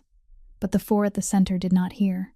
They were inside the world they had built from soap bubbles and blue crayons, and nights spent sitting on the floor in silence. A world where the door stayed open, and no one walked away. That night, on the roof of the center, there were cardboard boxes of pizza, cans of soda, paper plates mismatched because Jonah had grabbed 2 different sizes. The 4 of them sat on the old plaid blanket Poppy had insisted on bringing from the penthouse, because she would not picnic without it. Manhattan stretched beneath them, lights flickering, the night dark but warm, the kind of night when everything feels in its place. "Do you think we will stay here forever?" Jonah asked, cheese at the corner of his mouth, his glasses reflecting the city lights. Ren looked at him, looked at Poppy coloring on a paper plate, looked at Cale, holding a soda can in his calloused hand, the hand that had drawn an awkward heart, the hand that had surrendered $20 million, the hand that had knelt and held his daughter that afternoon. "We will always belong here," she said. Poppy looked up from her plate, looked around, at Jonah, at Ren, at Cale, then out at Manhattan, the city where Mother Ren once slept on the street, the city her father once ruled through darkness, the city now glowing beneath her like a blanket of stars. "Home," she said. One word. Enough. Cale gazed at the illuminated sign from the rooftop, the Ashford Calloway room glowing softly against the night sky. Ashford, Calloway. His name and hers side by side on red brick. "I built an empire my whole life," he said quietly. "The only thing I am proud of is the room with the cleaning woman's name on the sign." Ren rested her head on his shoulder. Jonah lay back staring at the sky. Poppy set her crayon down and looked upward. The Manhattan night held no real stars, only lights, thousands of them. And to her, the lights were stars. "Tomorrow," Poppy said slowly and clearly, each word chosen with her whole 5-year-old heart, "we color the sky." Ren looked down at her, at the child who 726 days ago did not speak, did not look, did not touch, now sitting on a rooftop eating pizza and proposing they color the sky. "Yes," Ren said, her eyes shining. "We will color it. 4 people, not bound by blood, not born of the same world, yet under one roof. Because home is not where you are born. Home is where someone chooses to stay.